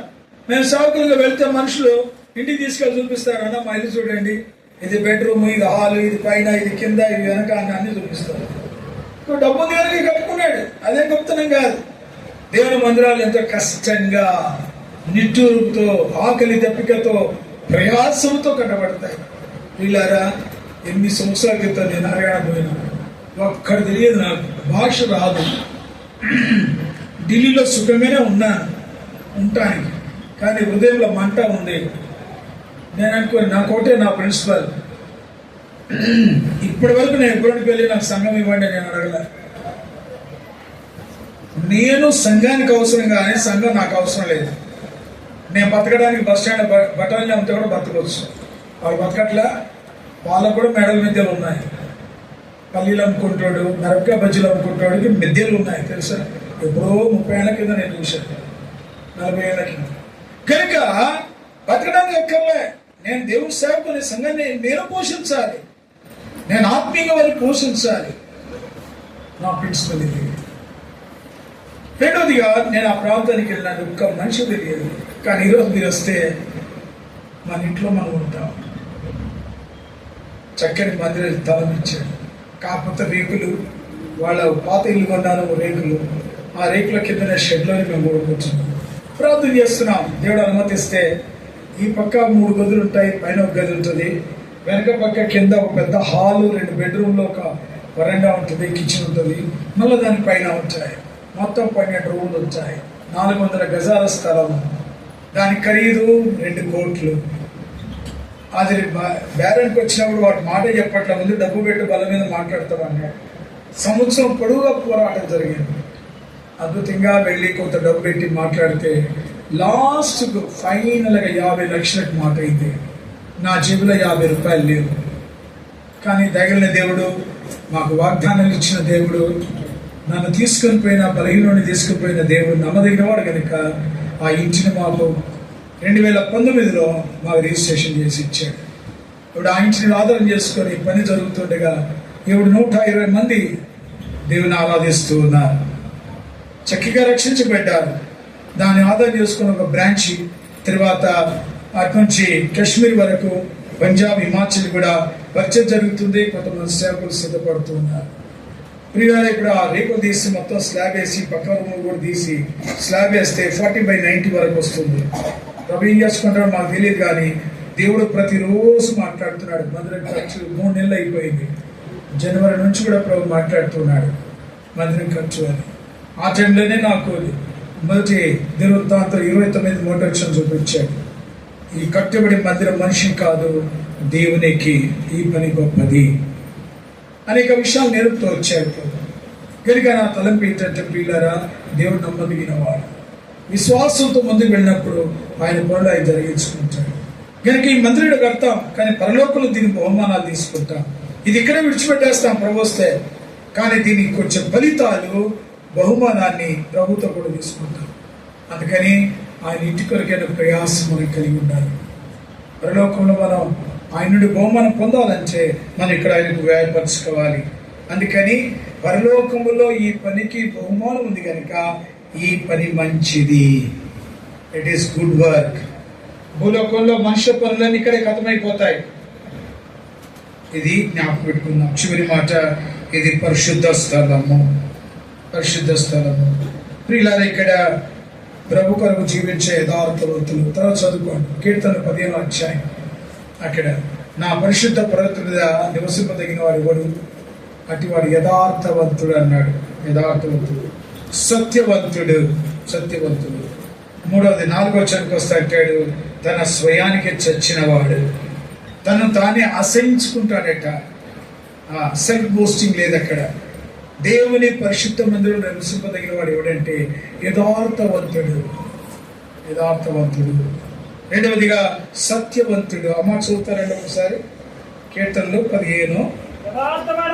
యథార్థమైన ప్రవర్తన కలిగిన వాడు, నీతిని అనుసరించేవాడు. 4వ వచనం, అతని దృష్టికి మంది కాదు. ఇప్పుడు మన పరిస్థితి ఏంటంటే మందిరానికి వస్తాం కానీ మన దృష్టికి అందరూ నీచులే, మనం ఒక్కరిమే మంచోళ్ళం.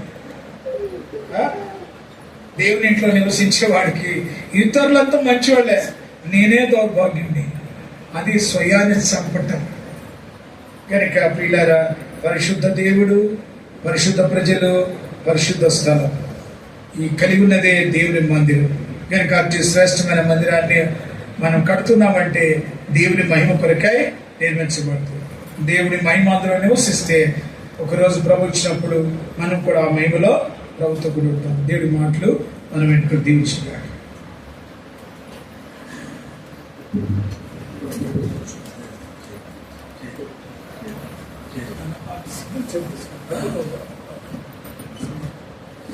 ఎంతవరకు మనం దేవదాసం ద్వారా అనేక మాటలు వింటూ వచ్చిన మందిరం యొక్క ప్రాముఖ్యత ఏంటి, మందిరం పరిశుద్ధమైనది, పరిశుద్ధమైన స్థలం, అంటే పరిశుద్ధమైన ప్రజలు నివసిస్తారు. ఆ రీతిగా అక్కడ పాపకు తోడు ఉంటుంది. అనేక విషయాలు మనం వింటూ వచ్చినాం. కాబట్టి ఈ యొక్క మందిరం ప్రభు పరిశుద్ధపరిచి తన మహిమతో నింపే దేవుడిగా ఉన్నాడు. ఆత్మల చేత నింపేవాడు.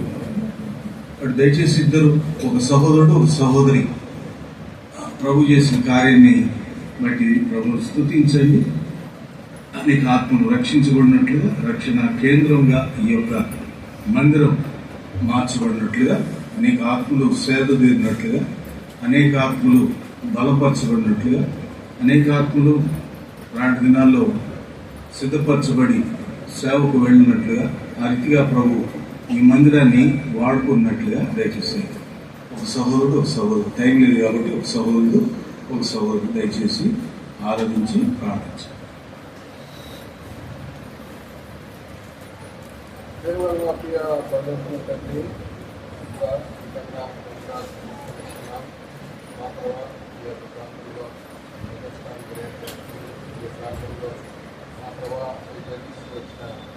మరి మీ పరిచర్యను బట్టి వందనాలు. అనేకులను మా ప్రభా ఈ యొక్క పరిచర్యలో వాడుకుంటూ వచ్చారు. మా తండ్రి అనేక నేతల్లో ప్రార్థిస్తూ వచ్చారు. మా ప్రభా ఆ యొక్క పరిచర్యలో మా తండ్రి మరి ప్రయాసపడుతూ వచ్చిన వారందరిని బట్టి వందనాలు. మా ప్రభా ఇక్కడున్న విశ్వాసులు వారి ప్రార్థనలు బట్టి ఇక్కడ వందనాలు. మా ప్రభా తద్వారా మీరు మీ యొక్క కార్యము మా ప్రభా ఎంతో బలపరిచి ఈ యొక్క సమయం మా ప్రభుత్వం వృద్ధి చెందేలాగా చేస్తూ వచ్చారు. ఈనాడు మా ప్రభా ఇలా తోటి వచ్చి మీరు చేసిన కార్యం బట్టి మీరు సూచిస్తానికి ఇచ్చిన ఈ కృపను బట్టి ఉన్నాను. ప్రభుత్వాల్లో నా ప్రభా మీ యొక్క చిత్తం చొప్పున మీ యొక్క ఉద్దేశానుసారంగా మీ యొక్క కార్యాలు మా ప్రభు జరిగిపడినట్లు మేము కూడా పరిశుద్ధంగా జీవించి ఈ యొక్క పరిశుద్ధ స్థలంలో చేరువచ్చి మా పరిశుద్ధ దేవుని సేవించే వారంగా ఉంటున్నట్లు సహాయపడేది. రాబోయే దినాల్లో మా ప్రభా ఇక్కడ మా ప్రభా విశ్వాసం మా ప్రభా వారిని వారి కుటుంబాలని కూడా దీవించండి. ఇంకా ప్రయాసపడి ఈ యొక్క సేవను ఈ యొక్క రాజ్య సువార్తను వారు విస్తరింపజేసినట్లుగా వారి భారము అనుగ్రహిస్తున్నామని ప్రార్థిస్తున్నాం.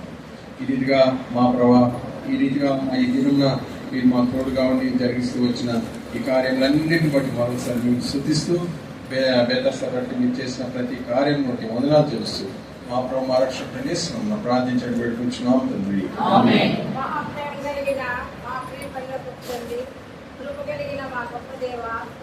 జీవాధిపతి, రాజులకు రాజు, ప్రభులకు ప్రభు, సర్వాధికారి, పరిశుద్ధుడైన గొప్ప దేవ, మీ ఘననామాన్ని బట్టి మీకేమో వందనాలు స్తోత్రాలు. గొప్ప దేవుడు తండ్రి, మీ పని గొప్పది కనుక ప్రభావ మీకేమో వందనాలు చెల్లిస్తున్నాను. ప్రేమించి ప్రభావ మీ ప్రియకుమారుని యేసుక్రీస్తు పని లోకాన్ని ప్రకటించి మీరిచ్చిన గొప్ప విలువైన రక్తంతో మమ్మల్ని కొనుక్కున్నది చేసుకుంటున్నారు. సుభాష్ నగరంలో నా ప్రియులందరినీ పట్టించుకుంటున్నారు. దైవజనులు కట్టుబడి తీసుకుంటున్నారు. మీ పరిశుద్ధమైన స్థలంలో మీ పరిశుద్ధ ప్రజలు మీరు పరిశుద్ధులు కనుక మేము మిమ్మల్ని పరిశుద్ధంగా సేవించి వెంబడించాలని ప్రభావ ఇక్కడ నా మీ ప్రియలకు తండ్రి మీరు అనుగ్రహించిన యొక్క మరి ఆంధ్రస్ని బట్టి మీ పొందాలు వారి ప్రభావ మరి మందిర స్థలాన్ని చక్కగా మరి నెక్లెక్షన్ చేసుకున్నప్పుడు కూడా సహాయపడినట్టు తీసుకుంటారు. ఇప్పుడు నా ప్రియుని బట్టి మీకు ఎన్నో వందనాలు ప్రభావ.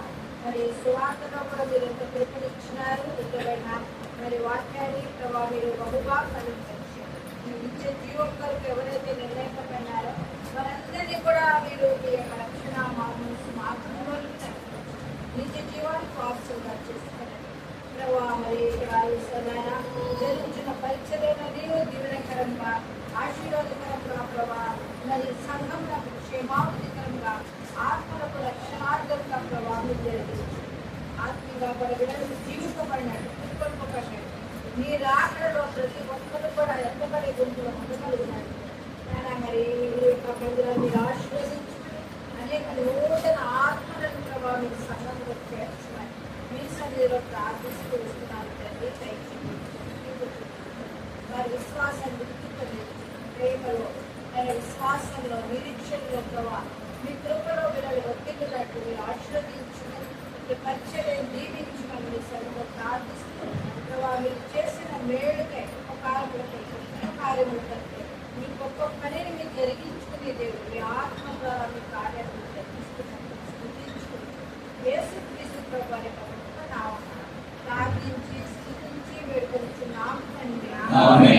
ప్రేమ కలిగిన మా ప్రియ పరలోకపు తండ్రి, పరిశుద్ధుడు అయిన మా గొప్ప దేవ, పరిశుద్ధ స్థలంలో నివసించే మా గొప్ప తండ్రి, మానవుల మధ్యలో నివసించాలని కోరిన దేవా, మీ ప్రియకుమారుడు మా ప్రభు మా రక్షకుడు మమ్మలను తండ్రితో ఏకం చేయడానికి ఈ లోకానికి మధ్యవర్తిగా వచ్చి తన ప్రాణాన్ని అర్పించి పరమాత్మతో మమ్మలను ఏకం చేయ నిమిత్తమై మరణించి సమాధి మూడవ మృత్యుంజయుడి తిరిగి లేచిన పునరుద్ధానుడైన యేసుక్రీస్తు ప్రభువు వారి అతి శ్రేష్టమైన నామమున నీ పాదముల చెంత ఈ రాత్రికాల గడియల్లో రావడానికి ఇచ్చిన ఆధిక్యతను బట్టి స్తోత్రం. నీ దాసుని బలమైన పాత్రగా వాడుకొని తండ్రి నీ యొక్క మందిరం యొక్క గొప్పతనాన్ని, ఈ పని ఎంతో గొప్పది అనే మాటను మా మధ్యలో తీసుకుని వచ్చి ప్రభువా మీరు సంకల్పించిన కార్యాన్ని బట్టి నీకు వందనాలు చెల్లిస్తూ ఉంటున్నా తండ్రి. నీ యొక్క దృష్టి, నీ మనసు ఈ బేతెస్తా ప్రార్థనా మందిరంపై మీరు ఉంచడానికి ఇష్టపడినందుకే స్తోత్రం ప్రభువా.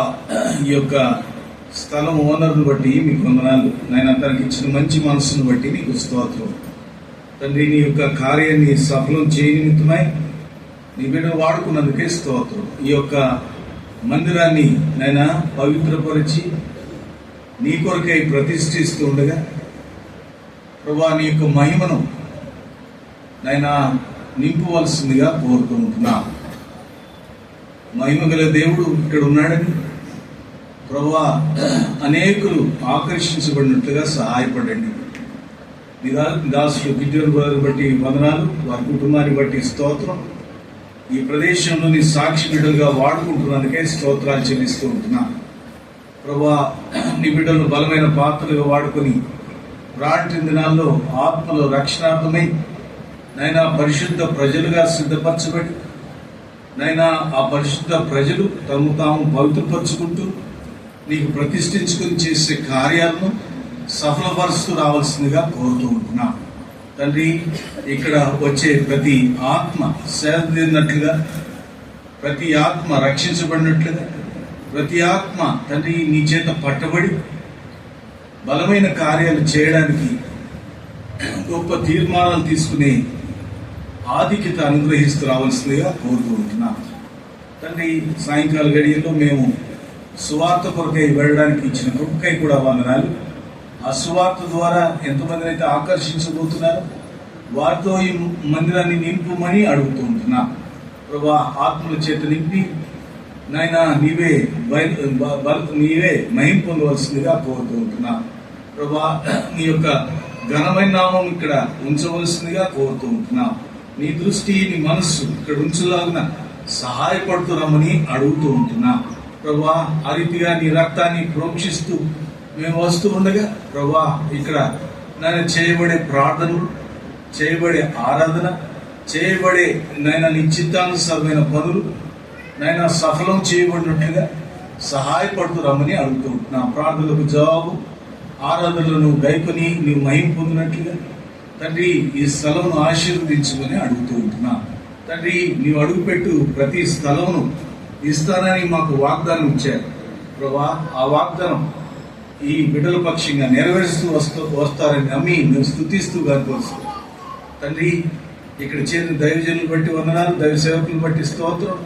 నీ దాసుని ద్వారా తండ్రి తీసుకొచ్చిన వర్తమానాన్ని బట్టి కూడా మీకు వందనాలు చెల్లిస్తూ తండ్రి, ఈ విధంగా మేమందరం కలిసి నాయనా నీ రక్తాన్ని ప్రోక్షించుకుంటూ ఈ మందిరాన్ని నీకు ప్రతిష్ఠిస్తూ ఉండగా గైకుని ప్రభా నీ మహిమ చేత ఈ మందిరాన్ని నింపుదారా నమ్ముచు రాబోతున్న కాలంలో నాయనా నీ కార్యాలను మేము బహు స్పష్టంగా చూడగలిగినట్లుగా సహాయం చేస్తున్నామని నాయనా ఆత్మ మందిరం కట్టబడినట్లుగా సహాయపడుతూ రావాల్సిందిగా కోరుతూ ఆత్మల చేత నింపి ఆత్మలు నాయనా బలపరిచి మందిరంగా నిర్మించబడినట్లుగా ఈ రీతిగా దీవిస్తూ రావాల్సిందిగా కోరుతూ మీరు చేసిన మేళ్ళు మా ఉపకారాలను బట్టి వందనాలు. నీ వీటిలో సాక్ష్యం చెప్పే సమయం లేదు, కానీ ప్రభా వారు ఎన్నో సాక్ష్యాలు చెప్పడానికి సిద్ధంగా ఉన్నారు. కానీ ప్రభా సమయం లేని కారణం చేత ప్రభా మేము ఆ రీతిగా వారి యొక్క సాక్ష్యాలు వినలేకపోయినాం. అయితే ప్రభా ఇక్కడ నువ్వు చేయబోయే కార్యాలను బట్టి మరొకసారి వందనాలు చేస్తూ ఇంతవరకు చేసిన కార్యాలను బట్టి నీకు స్తోత్రాలు చెల్లిస్తూ ఇక్కడ చేయబడే ప్రతి పరిచర్య, ప్రతి ఆరాధన, ప్రతి కూడిక దీవెనకరంగా ఉంచుమని అడుగుతూ ఉంటున్నాం. అది సహోదరుల కూడిక కావచ్చు, అది ప్రార్థన కూడిక కావచ్చు, అది ఆరాధన కావచ్చు, అది సువార్త కూడిక కావచ్చు. ప్రభా వాటన్నిటినీ ఆశీర్వదించి దీవెనకరంగా ఉంచి అనేకులు ఆకర్షించబడి ప్రభా ఈ మందిరంలో ఆత్మని చేత నింపబడినట్లుగా వారి ద్వారా నీ కార్యాలు జరిగించబోతున్నందుకే మిమ్మల్ని స్తుతిస్తూ ఆరాధిస్తూ నీకే మహిమ, ఘనత, ప్రభావాలు ఈ తండ్రి మందిరం ద్వారా పొందుతారని నమ్ముచు మిమ్మల్ని స్తుతిస్తూ గనపరుస్తారు. మీ యొక్క ఘనమైన నామమునకు ఘనతను తెచ్చే మందిరంగా బేతేస్తా, నిజమైన బేతేస్తా కోనేరు వలె దీవించి ఆశీర్వదించమని ఆ రీతిగా నీ దాసుని బలపరిచి బలమైన పాత్రగా వాడుకోబోతున్నందుకే మేము స్తుతిస్తూ ఆరాధిస్తాం. ఉన్నారులుగా ఇక్కడ వచ్చిన బిడ్డలందరినీ బట్టి వందనాలు. వారు దీవించి ఆశీర్వదించమని తండ్రి, వారు ఒక్కొక్కరు ఒక్కొక్క ఆత్మను తీసుకుని వచ్చే సాధనాలుగా మీరు వాడుకొని మహిమ పొందమని నీ రాకడ సమీపిస్తూ ఉండగా మేమందరం ఇక్కడ చేరి నేను నీ రాకడకు సిద్ధపడే రీతిలో సిద్ధపడబడినట్లుగా ఈ సంఘం సిద్ధపరచబడినట్లుగా సహాయపడమని నాయన నీ రాకడ రెండో రాకడ మొదటి అంకంలో మేమందరం ఎత్తబడినట్లుగా నాయన మమ్మల్ని సిద్ధపరుస్తున్నాము. నిన్నే స్తుతిస్తూ కనపరుస్తుంది చేసిన కార్యాలను బట్టి మరొకసారి వందనాలు చెల్లిస్తూ యేసు క్రీస్తు ప్రభువు వారి అతి శ్రేష్టమైన నామున నీకే ఈ మందిరాన్ని ప్రతిష్ఠిస్తూ సమర్పిస్తున్నాము తండ్రి.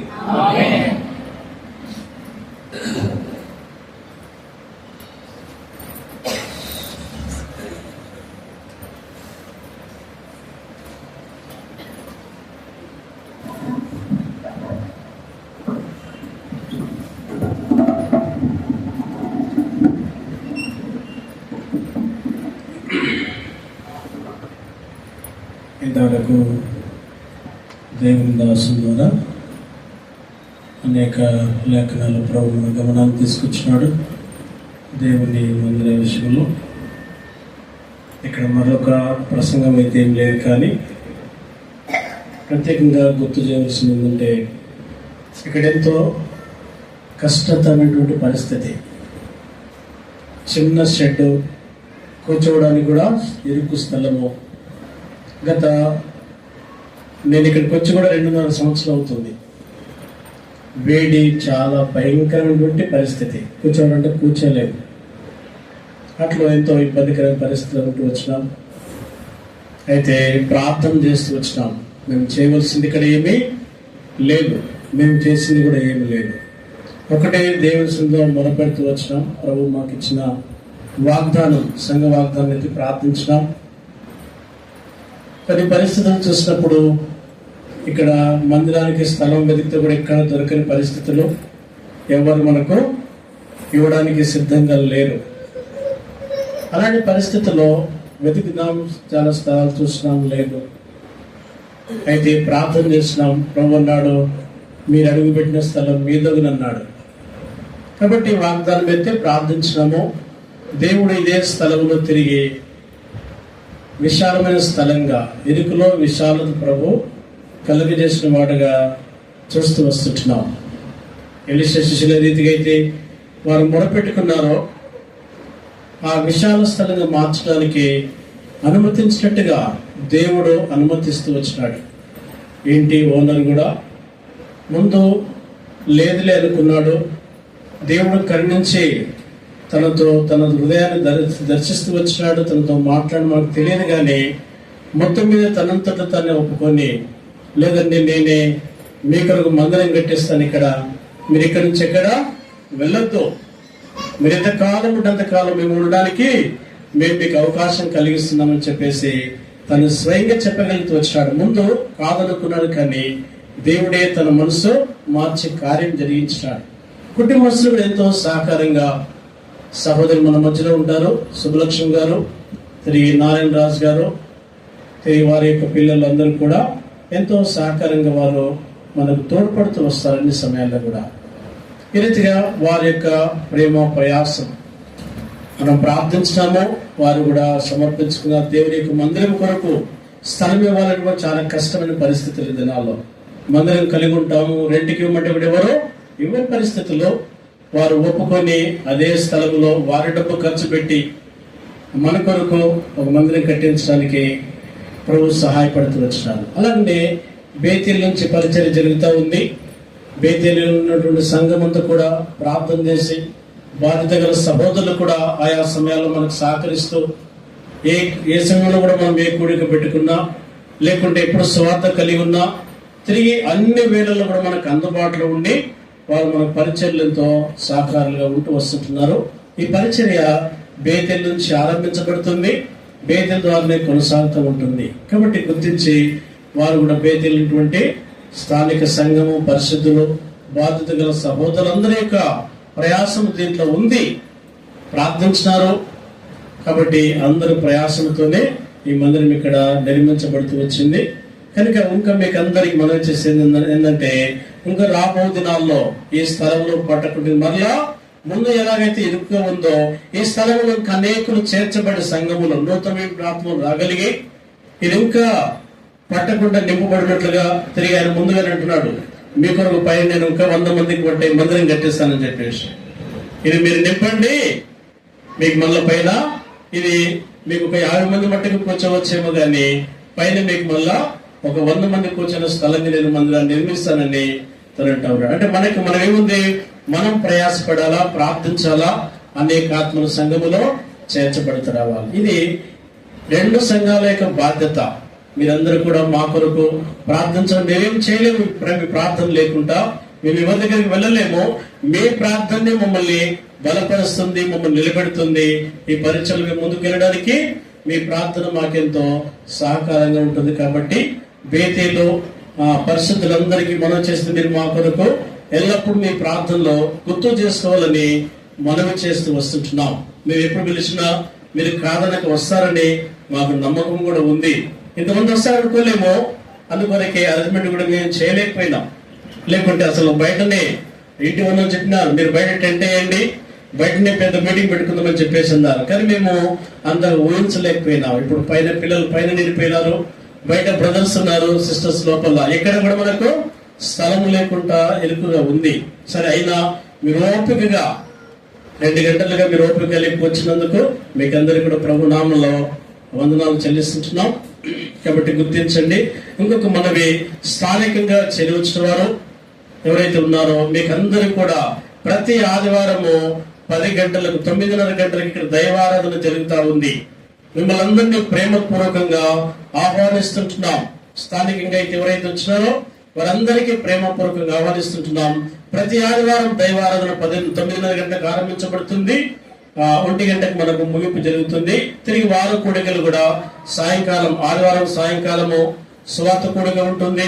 సోమవారం సాయంకాలము 7 గంటలకు బయలుపట్నం ఉంటుంది. బుధవారము సంఘ ప్రార్థన ఉంటుంది. శుక్రవారం సిస్టర్స్ మీటింగ్ ఉంటుంది. ఈ రీతిగా వార పరిచర్య కూడా జరుగుతూ ఉంది. మీ కన్ను వేళల్లో మేము ఇక్కడ అందుబాటులో ఉంటాం. మీరు ఏదైనా ప్రార్థన సహాయం కోరుతూ వచ్చినా మీరు ఇక్కడికి రావచ్చు. మీ కొరకే ప్రార్థించడానికి మేము దైవ సేవకులకు ఇక్కడ అందుబాటులో ఉంటాం. మీరు ఎప్పుడైనా రావాల్సిందిగా ప్రభుత్వం మనవి చేస్తుంటున్నాం. మీకు ఎవరైనా తెలిసిన వాళ్ళంటే కూడా ప్రోత్సహించండి, నడిపించండి. ప్రభు మిమ్మల్ని కూడా మీ ద్వారా ఆత్మను సంగములు చేసి మీ కుటుంబాలు కూడా దేవుడు దీవించి ఆశీర్వదించేవాడుగా ఉంటూ వస్తుంటున్నాడు. ప్రభు వారికి మనకందరికీ సహాయపడును గాక. ప్రార్థన చేసుకుందాం. భోజనాల కొరకు అనౌన్స్మెంట్ గుర్తించండి. సహోదరులు బేతిలికలు వచ్చినా ఇక్కడ స్థానికంగా ఉన్న వాళ్ళు కూడా అందరూ కూడా యవన శ్రేణి వారు మీరు సహకరించాలి. మాకు సర్వింగ్ లో బ్రదర్స్ సహకరించాలి. సిస్టర్స్ ఇక్కడే మందిరంలో భోజనాలు మీకు ఏర్పాటు చేయబడతాయి. తిరిగి చిన్నపిల్లల వారందరూ కూడా పైన పైన హాల్లో మీకు భోజనాలు ఏర్పాటు చేయబడుతుంది. బ్రదర్స్ అయిన వారికి అందరికీ ఇక్కడే గేట్ దగ్గర మనకు మొదల పరిశిష్టంగా ఏర్పాటు చేయబడతారు. మీరు అక్కడ మీరు భోజనానికి సిద్ధపడి మీరు చేతులు కడుక్కొని మీరు భోజనం చేయవలసిందిగా ప్రభు పేరిట మనవి చేస్తున్నాం. దేవుడు ప్రేమించి మనకందరికీ ప్రేమావిందు చక్కటి భోజనాలు సిద్ధపరిచినారు. దేవుడు మనకు అనుగ్రహించిన మనం కూడా తృప్తిగా భుజించి దేవుని ప్రేమను గుర్తించి దేవుణ్ణి ఘనపరిచే వారు ఉండాలని ప్రభు పేరిట మనవి చేస్తుంటున్నాం. ప్రభు మాటల్లో దీవించినగాక. ప్రార్థన చేసుకుందాం.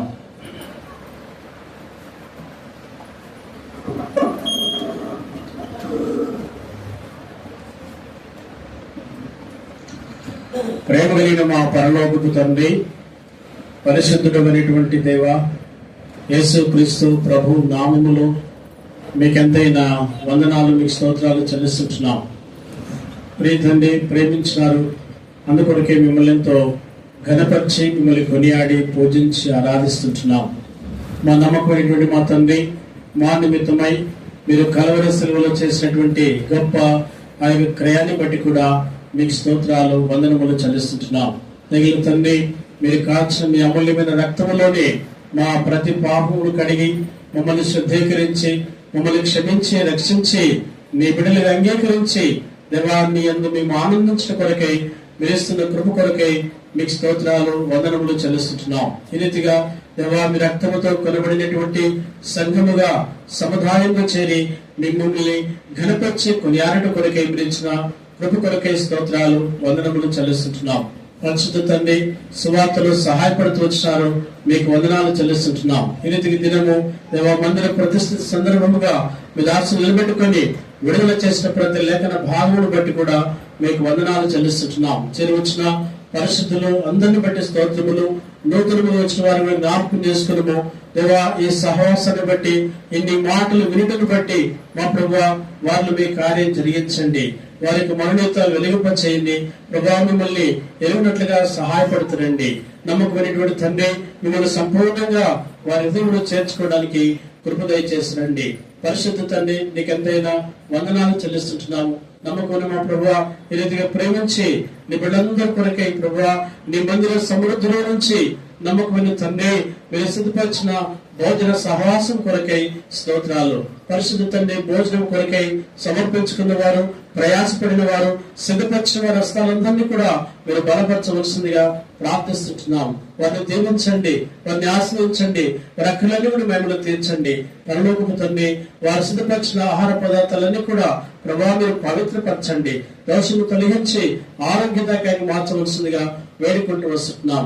రుచికరంగా మీరు మార్చి తృప్తిగా భుజించి మీ నామమును దేవాన్ని ప్రేమను రుచించినట్టు కనపరిచినట్లుగా మీరు మాకు సహాయం చేసి రావాల్సిందిగా ప్రార్థన చేసుకుంటూ వస్తున్నాం. దేవా సమృద్ధిగా మీరు దీవించి ఆశీర్వదించండి. కొరత లేనటువంటి దేవా కొరత లేకుండా మీరు చేయవలసిందిగా వేడుకుంటూ వస్తున్నాం. ప్రేమ తండ్రి మా నమ్మకమైన మా ప్రభువా సర్వీలో ఎవరు బిడ్డలు జ్ఞాపకం చేసుకున్నామో వారు కూడా తండ్రి సర్వీం చేయడం కృప దయచేసండి. ఓర్పు సహనం వారు కూడా అనుగ్రహించము. ఎక్కడ వేస్టేజ్ కాకున్నట్లుగా మీరు కాపాడి భద్రపరచమని మీ కృపకు అప్పగించుకుంటూ మీకు ఎంతైనా వందనాలు మీకు స్తోత్రాలు చెల్లించుకుంటూ యేసుక్రీస్తు ప్రభు పరిశుద్ధమైనటువంటి నామములో స్తుతించి ప్రార్థించి అడిగి వేడుకొంచుకున్నారు మా తండ్రి. తండ్రి దేవుని యొక్క ప్రేమ, పరిశుద్ధాత్మ దేవుని యొక్క సహవాసము,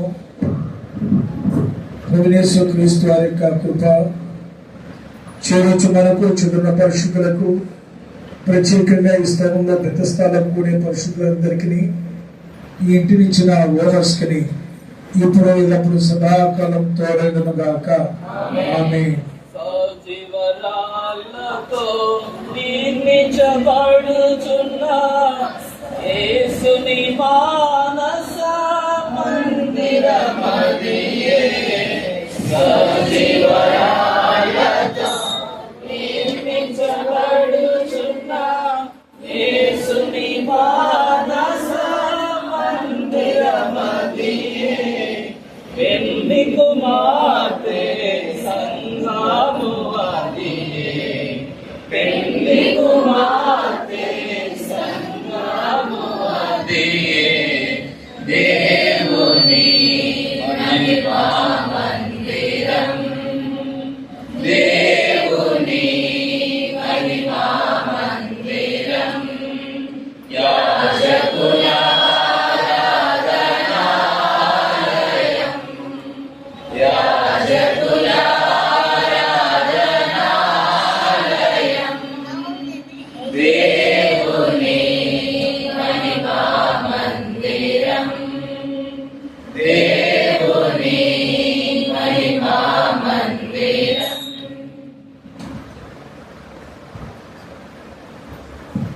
అందరికి ప్రైజ్ లార్డ్. మీరు లేచి బయటికి వెళ్ళి మీరు చేతులు కడుక్కు లోపలికి వస్తే మీ కొరకు ఇక్కడ ఏర్పాటు చేస్తారు. అప్పుడు మీరు వరుసలో కూర్చోవాలి. మీకు ఇష్టం ఉండదు, మీరు కూర్చొని భోజనం చేయవలసి ఉంటుంది. కాబట్టి మీరు బయటికి వెళ్తే చేపలు తీస్తారు.